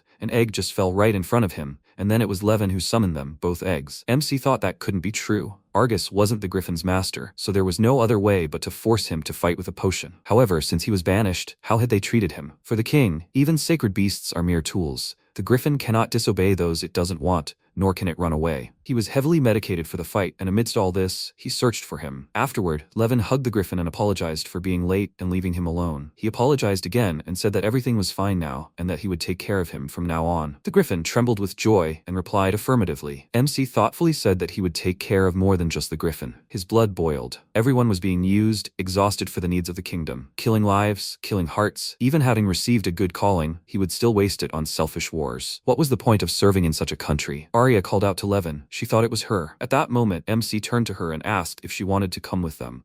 They can escape from the kingdom and live together. These words made Arya think. She was about to take his hand, but remembered something and pulled her hand away. He called her by name, and she said that she can't go. If they both leave, then what will happen to the village of Lumiere? The state will stop supporting it, and there is a risk that they will start taking revenge. She doesn't even want to think about it. He asked for forgiveness and said that from the moment he was exiled. She interrupted him and said that he was not to blame for anything, right? Maybe they should try to talk to clear up the misunderstanding? He said that they won't be able to do that. She started asking about the reasons, and he calmly called Lindworm. It immediately flew to him and called him Sir. And Levin said that it was another beast with which he made a contract. Now, it is his home, and he lives there. Although he lives there, it is still nothing but ruins. Together with Elfie, they are gradually rebuilding. She was surprised by what she heard and asked if he was currently living on the dragon's back. He agreed and said that he had found his place there. She felt sad about what she heard and couldn't say anything, but he said that this didn't mean he had abandoned Lumiere. He wanted to move the entire village to Lindworm. The soil there was soft and the waters were clear. It belonged to no one country. Even without patronage, they would build their own future. She was surprised because she hadn't even thought about it. She approached him and said that there was no simple answer. As a knight and commander, she was responsible for this battle. He said that if this was the case, they must put an end to the fighting. A little later, in the depths of the Cronia gold mine,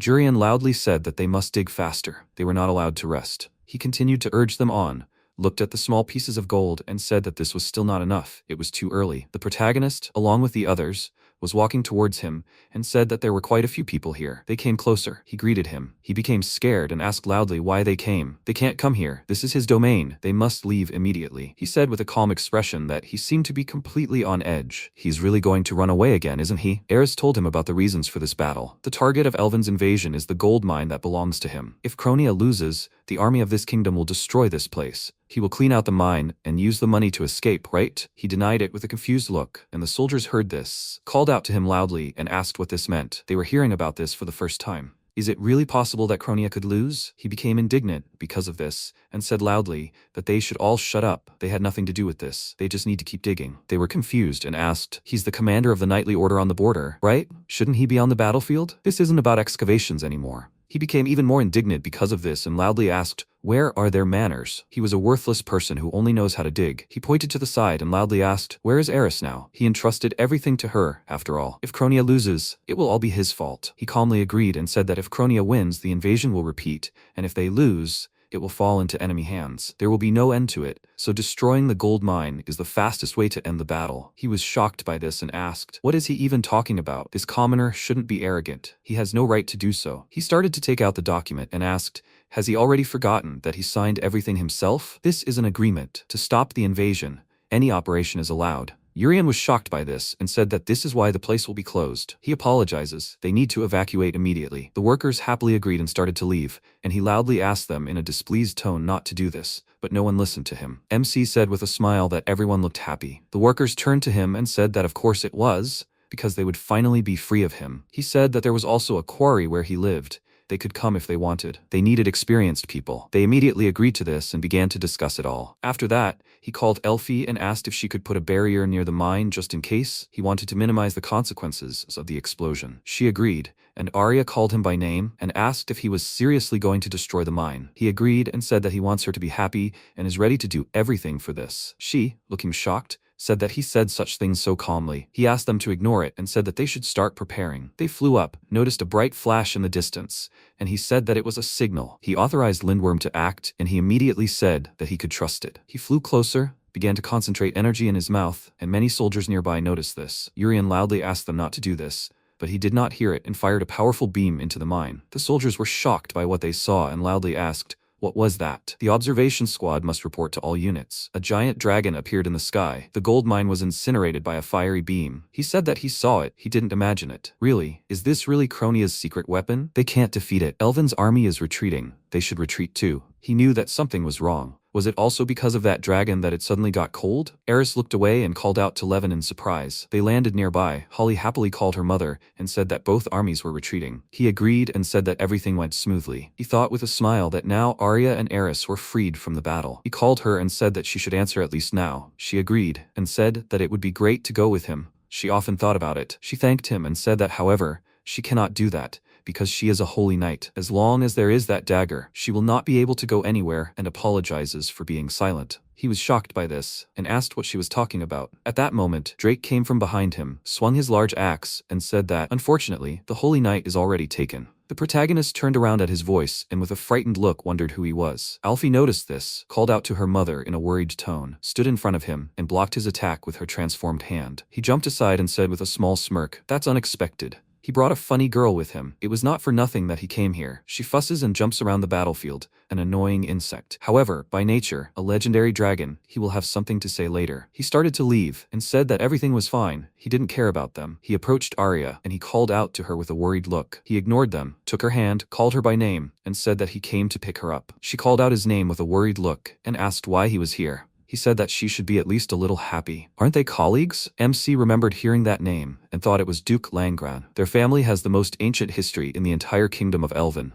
The young head of the house, a renowned knight. He wasn't on the front lines and only came for her? Wait, it doesn't matter who he is? He said he wouldn't let him take her away. He had to go back alone. Drake turned to him with a smirk and said he didn't know who he was, but what a ridiculous statement that was. He turned to him, asked him to wait, and said it seemed like nothing could be done. He took out a small dagger and said that he was talking about this. She was horrified by what she saw and asked why he needed it. He was worried by what he saw and wondered what was happening to her. He ran his fingers along the blade of the dagger and said that this was, so to speak, the dagger of loyalty of a holy knight, quite a rare thing. It was ritual, so there was no harm in it, The goddess had too strange a taste. Did he really not know about this at all? He started laughing and said it was so funny. He still didn't understand it, and she asked him to stop, and said that it had nothing to do with him. He said that this was the price for the power of the Holy Knight. If you betray the one to whom you dedicated this power, you lose not only your own powers, she will even lose the one who is dearest to her. That's how it is. A calling that curses him from the very beginning. It's funny, right? Levin remembered what she said and wondered, how is this possible? His hands began to shake, and Drake said that he shouldn't worry so much. He will console the girl for him. He got angry because of this, swung his fist and loudly insulted him. He dodged this attack, slammed his axe on the ground, and said that it was time for them to end it. Holly defended him,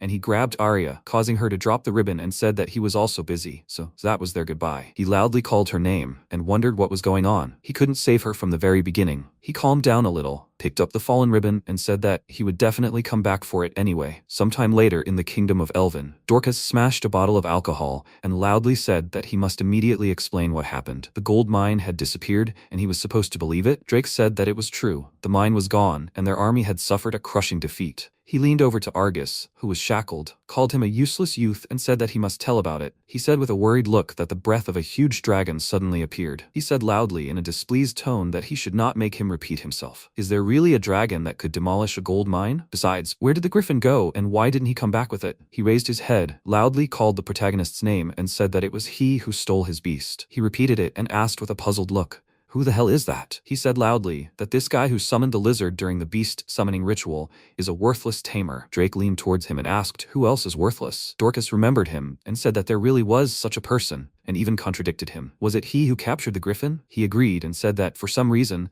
the holy beast did not obey him. The king became very angry about this, threw the glass next to him, and loudly said that he should not lie. This loser couldn't even summon a beast, and he is capable of such a thing. He stood between them and said that that's it, enough of this farce. So your majesty, his judgment back then was wrong. It's simple. It wasn't a lizard, but a sacred dragon. He was indignant about this, and asked loudly what it was and why he was talking to him like that. He said that the guy brought a small white dragon and a huge dragon to the battlefield, which destroyed the gold mine. They were probably the survivors of the legendary dragon family. He was about to say something about that lizard, but he looked shocked and said that he shouldn't say such nonsense. He remembered what happened that day and said that, for sure, at that moment, it wasn't even discussed. At that moment, Zex entered the hall and said that then he should listen carefully. The chief beast tamer, Gideon, knows about everything. He turned to him and said in a serious tone that he should tell the truth about his mistake, which he learned in the library. Dorcas asked with a displeased look, did he just say mistake? He said very loudly that he must explain immediately. He apologized in a frightened tone, and the prince called him and said that they should discuss the contents of this book. He refused with a very frightened look, asked to stop it, and said that it was an old book, so he did not know who wrote it. The contents were not trustworthy. This was not something to bother his majesty with. Drake took the book and said that for the sake of the time when the divine dragon is reborn,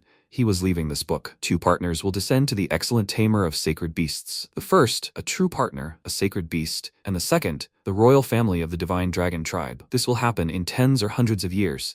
He does not know how many thousands of years will pass, but the divine dragon will bring great patronage to their country. Dorcas, looking shocked, approached him and asked what he just said. He said that his majesty should take a look at this. He showed a page with an image of a white lizard, called it cute, and said that they said it was a baby divine dragon. A divine dragon, just born, so small. However, is that all? He said loudly in a displeased tone that he shouldn't trifle with it. Such a creature? Is it a divine dragon? He threw the book on the floor and asked loudly, isn't it just a lizard? Zex said that the egg that the Lord summoned during the sacred beast's descent ceremony, the lizard born from that egg, was from the divine dragon tribe. Everyone except Drake was shocked by this information, and he said that the master of the divine dragon tribe is that lord, probably the master of the griffin too. Argus was shocked by this and said that this couldn't be. It was absurd. Indeed, the egg was right before his eyes. He turned to it and said that, however, for a sacred beast, the tamer is akin to a parent. He didn't submit to it, or rather didn't even plan to, because he was not its master. He looked shocked and said, however, the eternal sky is a sacred beast. It's not his sacred beast. It can't be. Drake approached him and said with a smirk, exactly. Stealing is bad. Dorcas became very angry, called them idiots, and loudly asked what they had done. He himself said that it was just a lizard, right? Gideon, looking frightened, called out to his highness and said that that book was probably a fake. He hit him in the face with his staff, causing him to fall to the ground, and he loudly called him a loser and said that he couldn't even tell the difference between a lizard and a divine dragon. Despite being the chief tamer, he continued hitting him with his staff and loudly said that it was a divine dragon. Because of him, that beast would have escaped if only he had noticed. Zex stopped him, loudly called him father, and asked him to stop. He looked away, called Argus, and said that he too. He couldn't get the sacred beast in the gold mine, he's completely useless. He was about to say something about it, but he loudly asked him to stop and said that the Lord's exile was his father's decision, based solely on the head summoner's judgment. Doesn't he bear responsibility? He said MC's name with a shocked look, called his son, and said that's how it was,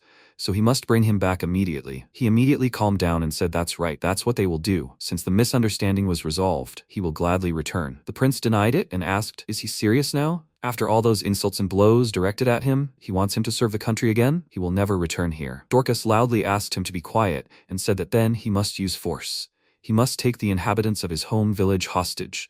He must make him know his place for destroying the gold mine and damaging national interests. Zex was indignant at this and said that the Lord's home village was their country's territory. He was going to torture his own subjects? Dorcas called his name loudly and said that if he resisted, even if he was his son, he would show no mercy. He must leave immediately. At the same time, Levin sat by the fire and looked sadly at the ribbon Arya had dropped. Eris approached him and said that the Holy Knight was here, so she gave him a mug and said that she had heard from Holly that they were childhood friends. He looked at the drink in his hands and said that she had lost both her parents when she was little. His family had taken her in. When they both turned 16 and were revealed to have S-rank professions, the entire village was overjoyed. Even after he was exiled, the village's support continued because the Holy Knight was there. With the dagger of loyalty, she was forced to obey orders, and yet she tried to protect the village alone. It's so sad. She said that the second time they crossed swords, she heard the voice of her heart. She asked for help while obeying orders. She was constantly fighting with herself. It was conveyed so clearly that it became painful. She understands this too, because she was the same. She called him with a determined smile and said that they must definitely meet her together. He also plucked up his resolve, stood up, and said that as soon as dawn broke, they would go to the village in Lumiere. A knight knew about his destruction of the gold mine. Having told the king about this, he would undoubtedly want revenge. If he doesn't find out where he is, his target will be his village. She was surprised by this and said that this couldn't be. The protagonist said that she shouldn't worry. He had a plan. He thought that in a way only he could. He would definitely protect his village. At the same time, Zex, having heard his father's words, clenched his fist, went to the exit, and said that it was useless to say anything else now. He became indignant about this, called out loudly and asked what kind of attitude this was. He went out into the corridor with a displeased look, clutching his head, and the knights passing by called him. He apologized for the noise and said that he would return to his room for a while. They should inform him if anything happened. They agreed, and when he left, they said how sorry they were for him, although they could be killed for such talk. To be the son of such a king. He was walking down the corridor and turned around when someone called His Highness and wished him good afternoon. He turned, called him Alan, and asked how his son was doing. He said with a cheerful look that he was even too energetic. They did not know what to do anymore. He said with a smile that this was good news. He told His Highness that it was thanks to the leave he gave him, and his wife was also grateful to him. He waved his hand and said that he would tell him more another time over alcohol. He bowed to him and said that it sounded excellent. He would gladly agree. Lord Highline approached him, called the prince, and said that he heard His Majesty's angry voice from downstairs. Had something happened there again? Zex said that it was the usual. He could not worry about it. 2 more knights noticed him,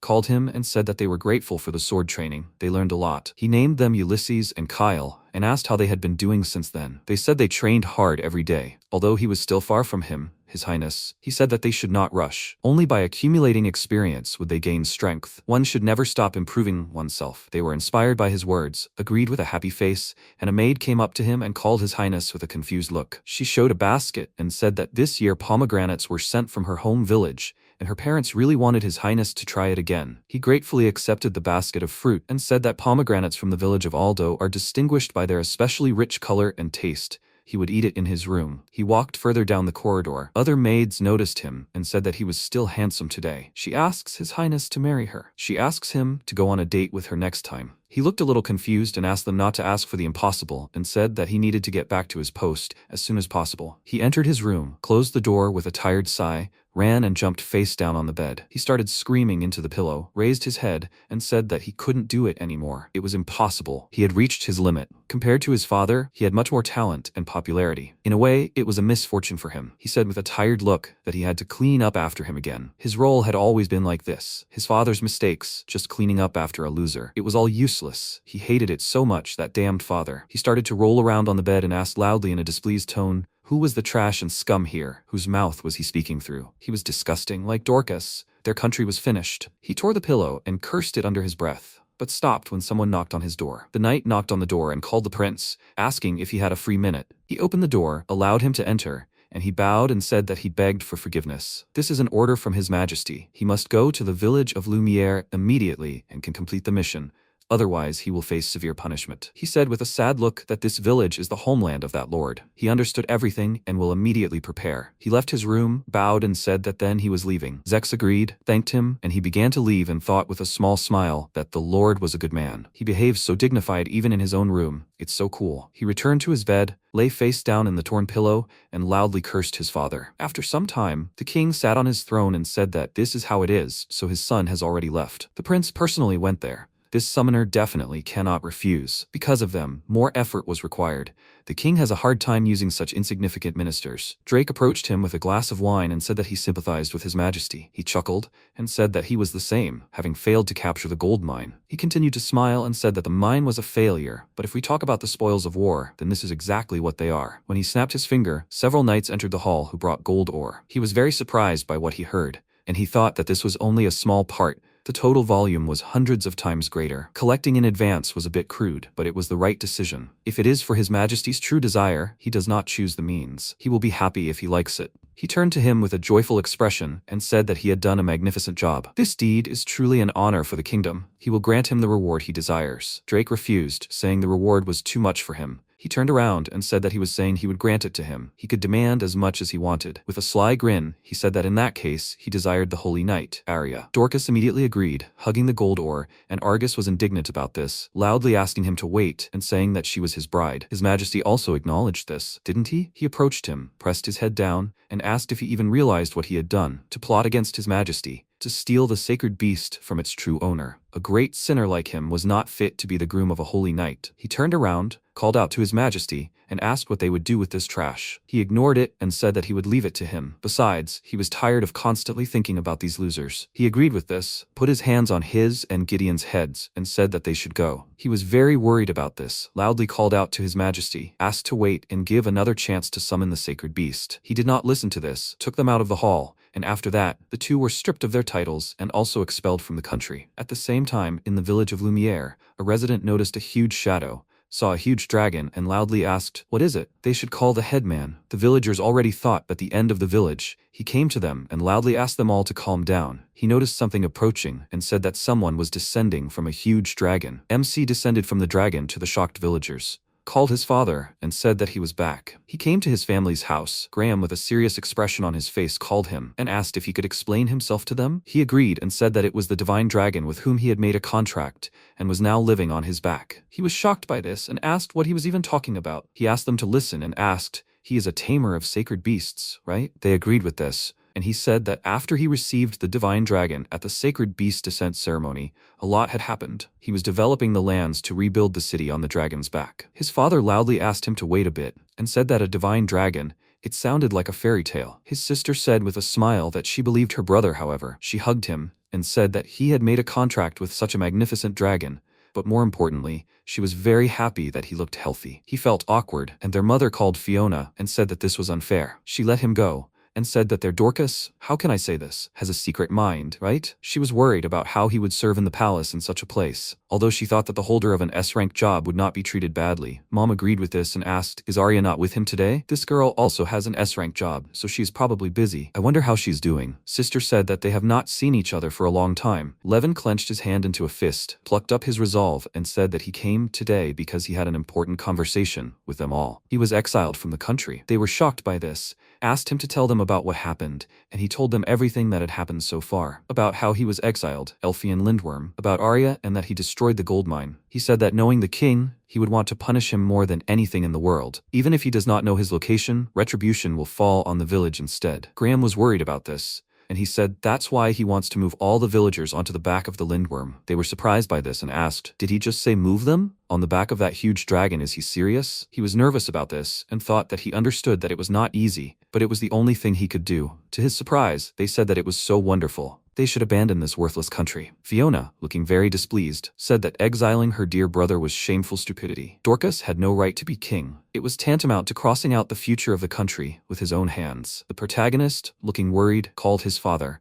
and he loudly declared that everything was decided. Their village, Lumiere, declares independence from the Elven Kingdom. He asked them to wait with a worried look, but they didn't listen to him and said that they must leave this country immediately. At least today, or even right now. I wonder what this place is. The Dragon's Back. Wherever it is, if one can live with it, then everything is fine. Graham noticed that he was trying to say something and asked what was wrong with him. He himself had come with this intention, hadn't he? He said that it was indeed so, but everyone was agreeing too easily. Besides, without the consent of all the villagers. He got up from the table, went to the exit and said that if this was the case, he should see for himself. He opened the door. There was a crowd of villagers who said that living on the Dragon's Back sounded interesting. They would follow their lord and could move at any time. Exiling the young master was a terrible act. She had never even seen this king in person. They approached them and said that their master is better than some incomprehensible king. They believe in him and the young master. They will go to tell the whole village about this. MC was nervous about this and asked if it was normal that everything was so simple. He said with a smile that they should be grateful to the king for his lack of charisma. After that, they went outside and Graham said that he would immediately get on the Dragon's Back. I would like to say so, however. Mom asked how they would move to that place. He took out a magical artifact, summoned a hologram and said that he wanted to accept the villagers into the city. She congratulated the master and said that the city's population had exceeded 300 people. It is growing and a new team has become available. The city's rank has increased to E and a new command, immigration, has become available. He looked at the system window and said that he came today only for advice, but he had studied this skill in advance. By the way, this is the power of the ancient civilization of the divine dragon race. The father was shocked by this and asked what he was even talking about. He thought that with this he could protect the village of Lumiere. He would fulfill the promise he made to Arya in his own way. At the same time, many knights galloped towards his village and said that it was so far away. To think that they were forced to ride horses through such a remote place. One of them called out to his highness and asked if he was tired. Zex turned to him, thanked him, and said that he was fine. At the same time, Levin thought that the immigration skill allows one to move buildings located on the ground to Lindworm. However, people cannot be moved. He called his assistants and said that if only they had the power of the assistant birds. A villager cried out loudly in surprise, which attracted their attention. One of them pointed his finger up, called out to the lords, and said that they should look at the sky. The eternal sky flew to him, joyfully called out to his mother, and said that they had brought friends. Everyone was shocked and confused by everything that happened, and he said that everything was fine. They were his partners. Why was he here? He laughed and said that even though they were separated, he understood what Mom was thinking, as if he knew everything in the world. They will be transporting the villagers, right? He can leave it to them. One of the wyverns approached him and asked, he is their boss's master, right? He agreed and he said that then for them, he is also the master and can order anything. He thought with a thoughtful look that a griffin is a creature that stands at the top of all flying creatures. If this griffin obeys a wyvern, does that mean that he, as the griffin's master, can communicate with them mentally? Is it that simple? He bowed, thanked them, and said that this was very encouraging. The wyvern laughed and said that there was no need for thanks. He can leave it to them. They went to work, and he approached the main character and said that he would also help a lot. He thanked him, called him by name, noticed that he turned away and asked, is something wrong? He said loudly with a displeased look that he did not like being called that. He asked, is the name Eternal Sky bad? He said that that strange man himself called him that. He wants his mother to give him a new name. He began to seriously consider a new name and asked, how about the name Van? It means wind in the language of a foreign country. How does that name suit him? He said with a satisfied look that he liked it. From today on, this is his name, and he is grateful to his mother. He was happy about this and said that they should try to move. So they began to promote the move of the villagers. With the help of the immigration skill and Van's group, they transferred villagers and houses onto the Dragon's Back. Later, Graham approached him and said that he was grateful to him for the work done. He turned to his father and asked how everyone was doing on Lindworm. He was a little confused by this and remembered how the joyful people had loudly said that the soil here was soft and rich in nutrients, a river sparkling like precious stones, a clear and wide expanse of sky. He shed a tear and said that everyone had happy faces. He was glad about this, and his father said that most of the vast continent of Lindworm was almost untouched. However, if they combined the forces of all the villagers, they would definitely turn it into a prosperous village. However, the family was not fully assembled. He could not sincerely rejoice yet. What would they do with Arya? Leave everything as it was? MC denied this and thought that with the power of the Holy Knight and the dagger of loyalty, he would definitely save her and return her to the village. What should be done for this? He said that for this he was thinking through his measures. What should be done? He asked him for forgiveness and said that if there was anything he could do to help, he should tell him, because she was an important part of the family. He thanked him, but they were interrupted by a villager who ran up to them and called loudly for the young master. He turned to him and asked what happened there. He said that it was this: an order of knights appeared near the village, and they were demanding that the young master come out. He saw these knights and noticed the prince among them. Zex galloped closer to him and asked his name. Levin also said his name and asked what business he had with this village. He thought that the villagers, relying on their father, had fled to Lindworm. They were safe. He said that he wanted to talk about that recent incident. He became worried about it and asked about the gold mine again. He was acting faster than he thought. They specially sent the prince to him, so the king was seriously determined to make him answer for everything. The resettlement of the village is not yet completely complete. One must avoid careless statements. He looked away and was about to say something, but unexpectedly, he knelt down, politely called him, and loudly said that he offered his deepest apologies. He was a true tamer of sacred beasts. Despite this, His Majesty committed the unforgivable against him and banished him from the country. Responsibility for the gold mine lies with his father, who brought the situation to this state. The knights were shocked that a man like him would apologize, but he loudly said that they should all be silent. He politely called him again and asked if he could return to his country. Argus and the head of the Tamers Guild, Gideon, were banished from the country. The village of Lumiere will be granted maximum protection. The issue of the gold mine will not be raised. He guarantees him a title and salary. The protagonist was surprised by this and thought that he never even thought that such conditions would be offered to him. If he accepted this offer, it would be a complete turnaround from exile from the country to a major career advancement. He bowed to him and said that he respectfully declined. He extended his hand and said that he was already on a new path, that this country had no future. Moreover, King Dorcas had started a reckless war using Arya's power. For his own gain, he intended to use it to the point of complete exhaustion. He had no desire to serve such an incompetent man. The knights were outraged by this and asked loudly, with a displeased look, "Is he insulting their king?" It was true, but he had said too much. Indeed, he couldn't even think of cursing him. Their faces suddenly changed to cheerful ones. One of them patted him on the shoulder and asked if he had the courage to say such a thing out loud. Didn't he? Zex, with a displeased look, covered his face, agreed, and said that considering his father's actions, it was a natural response. However, could they at least talk in private? He looked at the knights with a worried expression, but he raised his hand and said that he could calm down. He wasn't planning anything bad. MC decided to trust him. They went to his house, and inside he asked, "Is this his house?" He said in a slightly nervous tone that it was his parents' house. He plucked up his resolve, called out to his highness, and said that his answer would not change, no matter what conditions he proposed. He turned to him, but suddenly saw the prince kneeling before him and loudly asking him to destroy this country. He said, with a very worried look, that if this continued, he would obey the king's orders and be forced to burn this village. In that case, all that remained was to ask him to destroy this country. He called loudly for his highness and asked him to come to his senses. He brought him coffee and said that he hoped he would like it. He thanked him, drank some, and said that it was when he turned 12 years old. He remembered his past, when he came to the throne room and asked his father if he had called him. Dorak said that they said that a basilisk had been threatening the people lately. He must go and destroy it. Drake was surprised by this and was about to say something to his highness, but Zex immediately agreed to do so. He quickly dealt with the monsters, returned to the castle, and the knights gathered around admired him. When he turned 15, the king said that as their representative they should go to congratulate the Pope on his accession to office. He also needs to make sure he doesn't make a mistake. The knight next to him wanted to object, but he immediately agreed to do it. Zex successfully completed this task, and upon his return, the knights praised him again. But this began to irritate his father. When he turned 18, Dorcas told him that he must take lands from a neighboring state. The prince was surprised by this, and he asked, "It's easy for him, isn't it?" He said that, however, the previous king had concluded a friendship treaty with the neighboring state. His father was indignant about this and loudly said that he should shut up because he was the king now. He agreed to do this task as well, and after that, a soldier in the tavern slammed his mug on the table in indignation and loudly said that this was madness. Is this king even in his right mind? And reinforcements and a knightly order were provided. Why is everyone without combat experience? Only newbies. Another knight said that he should speak more quietly. He was still dissatisfied and said loudly that with such a lineup, it was tantamount to facing defeat. Sending his own son to such a thing seemed like it was deliberate. Zex said calmly that everything was fine. This meant that His Majesty had high hopes for him. No matter how reckless the order, he could not turn his back on it. If there was even the slightest chance of victory, he would create it and protect their lives. Will they go into battle with him? They were all touched by his words and immediately agreed loudly. This time, too, he succeeded in fulfilling his father's order and returned with his army to their homeland. The people said with admiration that His Majesty led the army and won without a single casualty.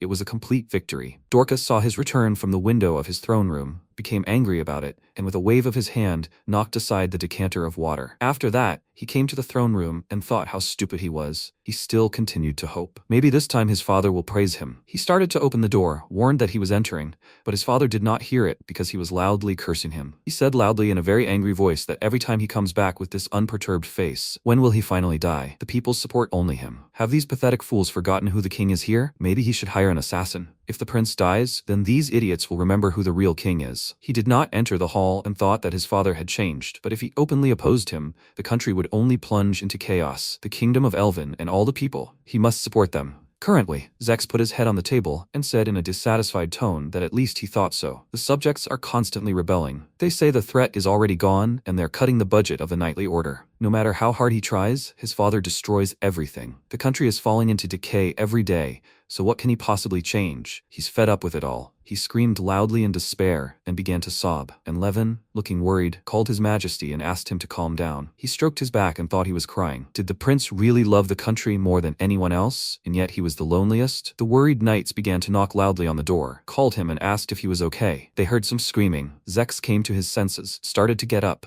and said he needed to return to the castle. He apologized for showing himself in such a pathetic state. He would tell the king everything as needed. He wanted to say something, but he didn't listen to the end, turned around, and said he shouldn't worry, it was his duty. He plucked up his courage, grabbed his hand, called out to his highness in a serious tone, and asked if he would like to come to Lindworm. After that, they mounted the dragon's back, and he, with a friendly expression, said to his highness, "Welcome, this is Lindworm, the new village of Lumiere." He was greeted by joyful villagers who called out to his highness, and said that they had heard everything from the young master. They were grateful that he had come all this way to explore. Perhaps he would like a snack? It's not easy for the prince either, is it? He began to get nervous and said that he was just stopping by for a while and needed to return to the castle soon. The protagonist asked him to stay longer, and he replied that, however, he had state affairs. He summoned a magic crystal and said that, of course, they would prepare a house for his highness. He created a house nearby and said that, compared to his personal room in the palace, it might seem modest. Zex was shocked by everything he saw and thought that it seemed like he was in some incredible place. A little earlier, when they were at his parents' house,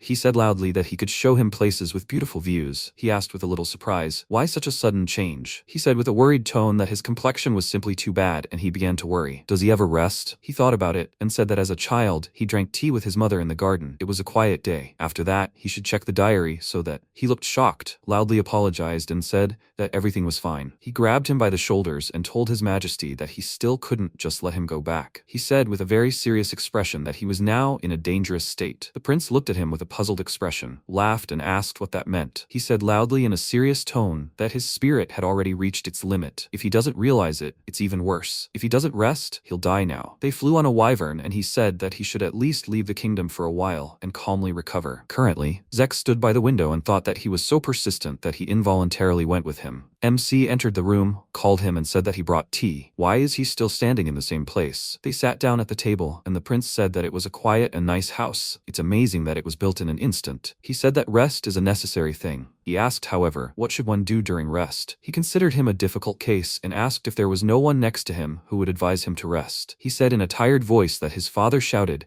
that if there is time to rest, then one must work, and his subjects called him worthy for this. He felt sad about this and wondered if there wasn't a single normal person in the royal castle. He said there was no need to complicate things. He didn't need to do anything. Zex finished eating and wondered how he learned to cook so deliciously. Levin said that after eating he should just close his eyes and lie down. That would be complete rest. He listened to him, lay down on the bed, and thought that it was soft and smelled nice. For the first time someone suggested he rest. After some time he began to wake up, was glad to hear the silence, and remembered how he spent time with his mother as a child. He entered his room with fresh food, wished his highness good morning, and said that although it was already noon, did he rest well? He laughed with a confused look and loudly called for his mother. After that, he apologized with a little embarrassment and said that for some reason he always shouted in front of him. He said with a friendly look that he didn't need to worry about it. He noticed the soup he brought and said he smelled a pleasant aroma. By the way, yesterday's dinner was also excellent. He thanked him for the praise. After which, Zex tried some of the food and asked in surprise, did he make this soup too? The protagonist agreed and said it was his signature dish. He continued eating and loudly said that it was incredibly delicious. The slight sourness of the tomato and the concentrated flavor of the chicken and vegetables, it was too delicious. This is truly a luxurious taste. He has talent not only as a sacred beast tamer, but also as a cook. He was confused by this and asked his highness to calm down. He calmed down, apologized, and said that he was right.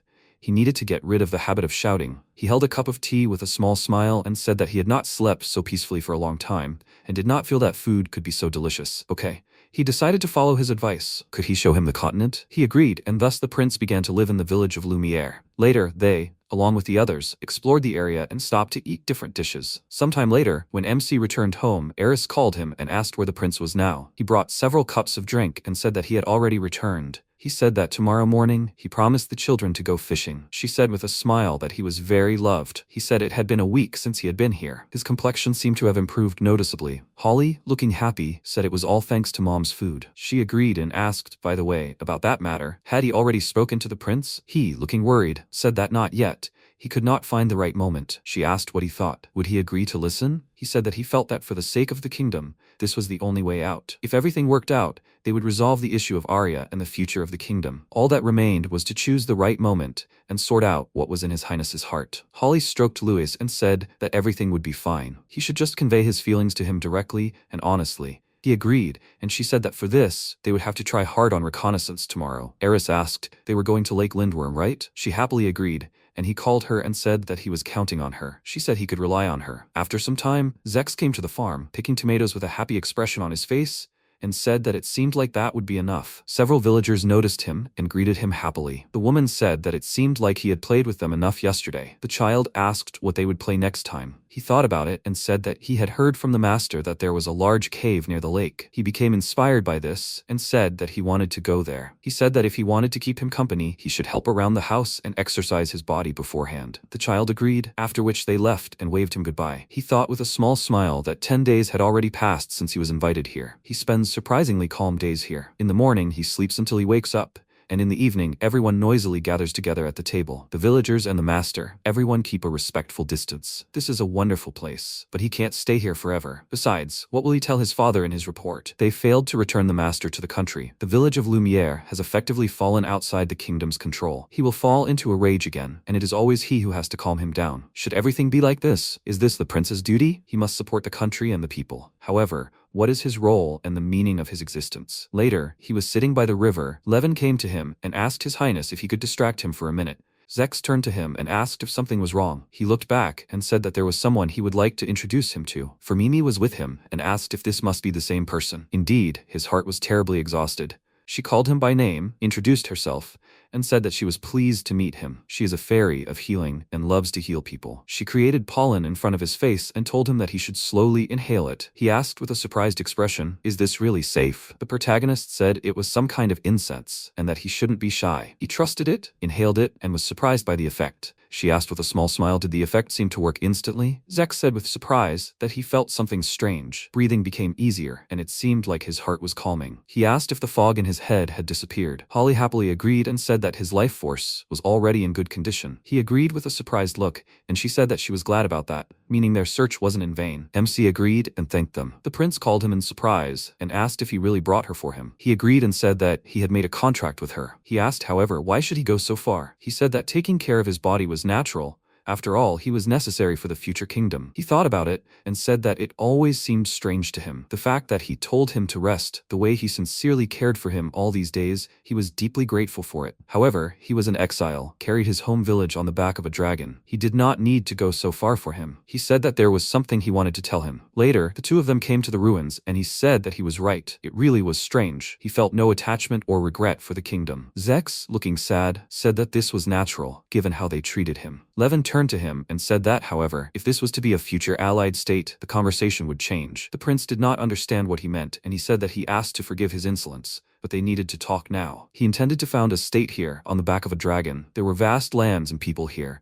and he wanted to create a place for everyone to live in peace. He thought with a serious expression that this was what he had to do for the sake of the villagers and Arya. The prince, with a thoughtful look, said that if the land was under the protection of a divine dragon, it was possible. However, he had destroyed the gold mine, neighboring countries would be wary, because there was a high risk of isolation. He agreed and said that therefore they needed at least one ally, a friendly spell that would recognize them as equals. He was surprised by what he heard and, with a worried look, asked if he was really talking about the kingdom of Elwyn. Father would never agree. He said in a serious tone that he did not need King Dorcas. He, His Highness, would ascend the throne, and it was time for the current king to step down. He would change the kingdom and turn Lindworm into a state. For the sake of their common goals, would he be willing to form an alliance?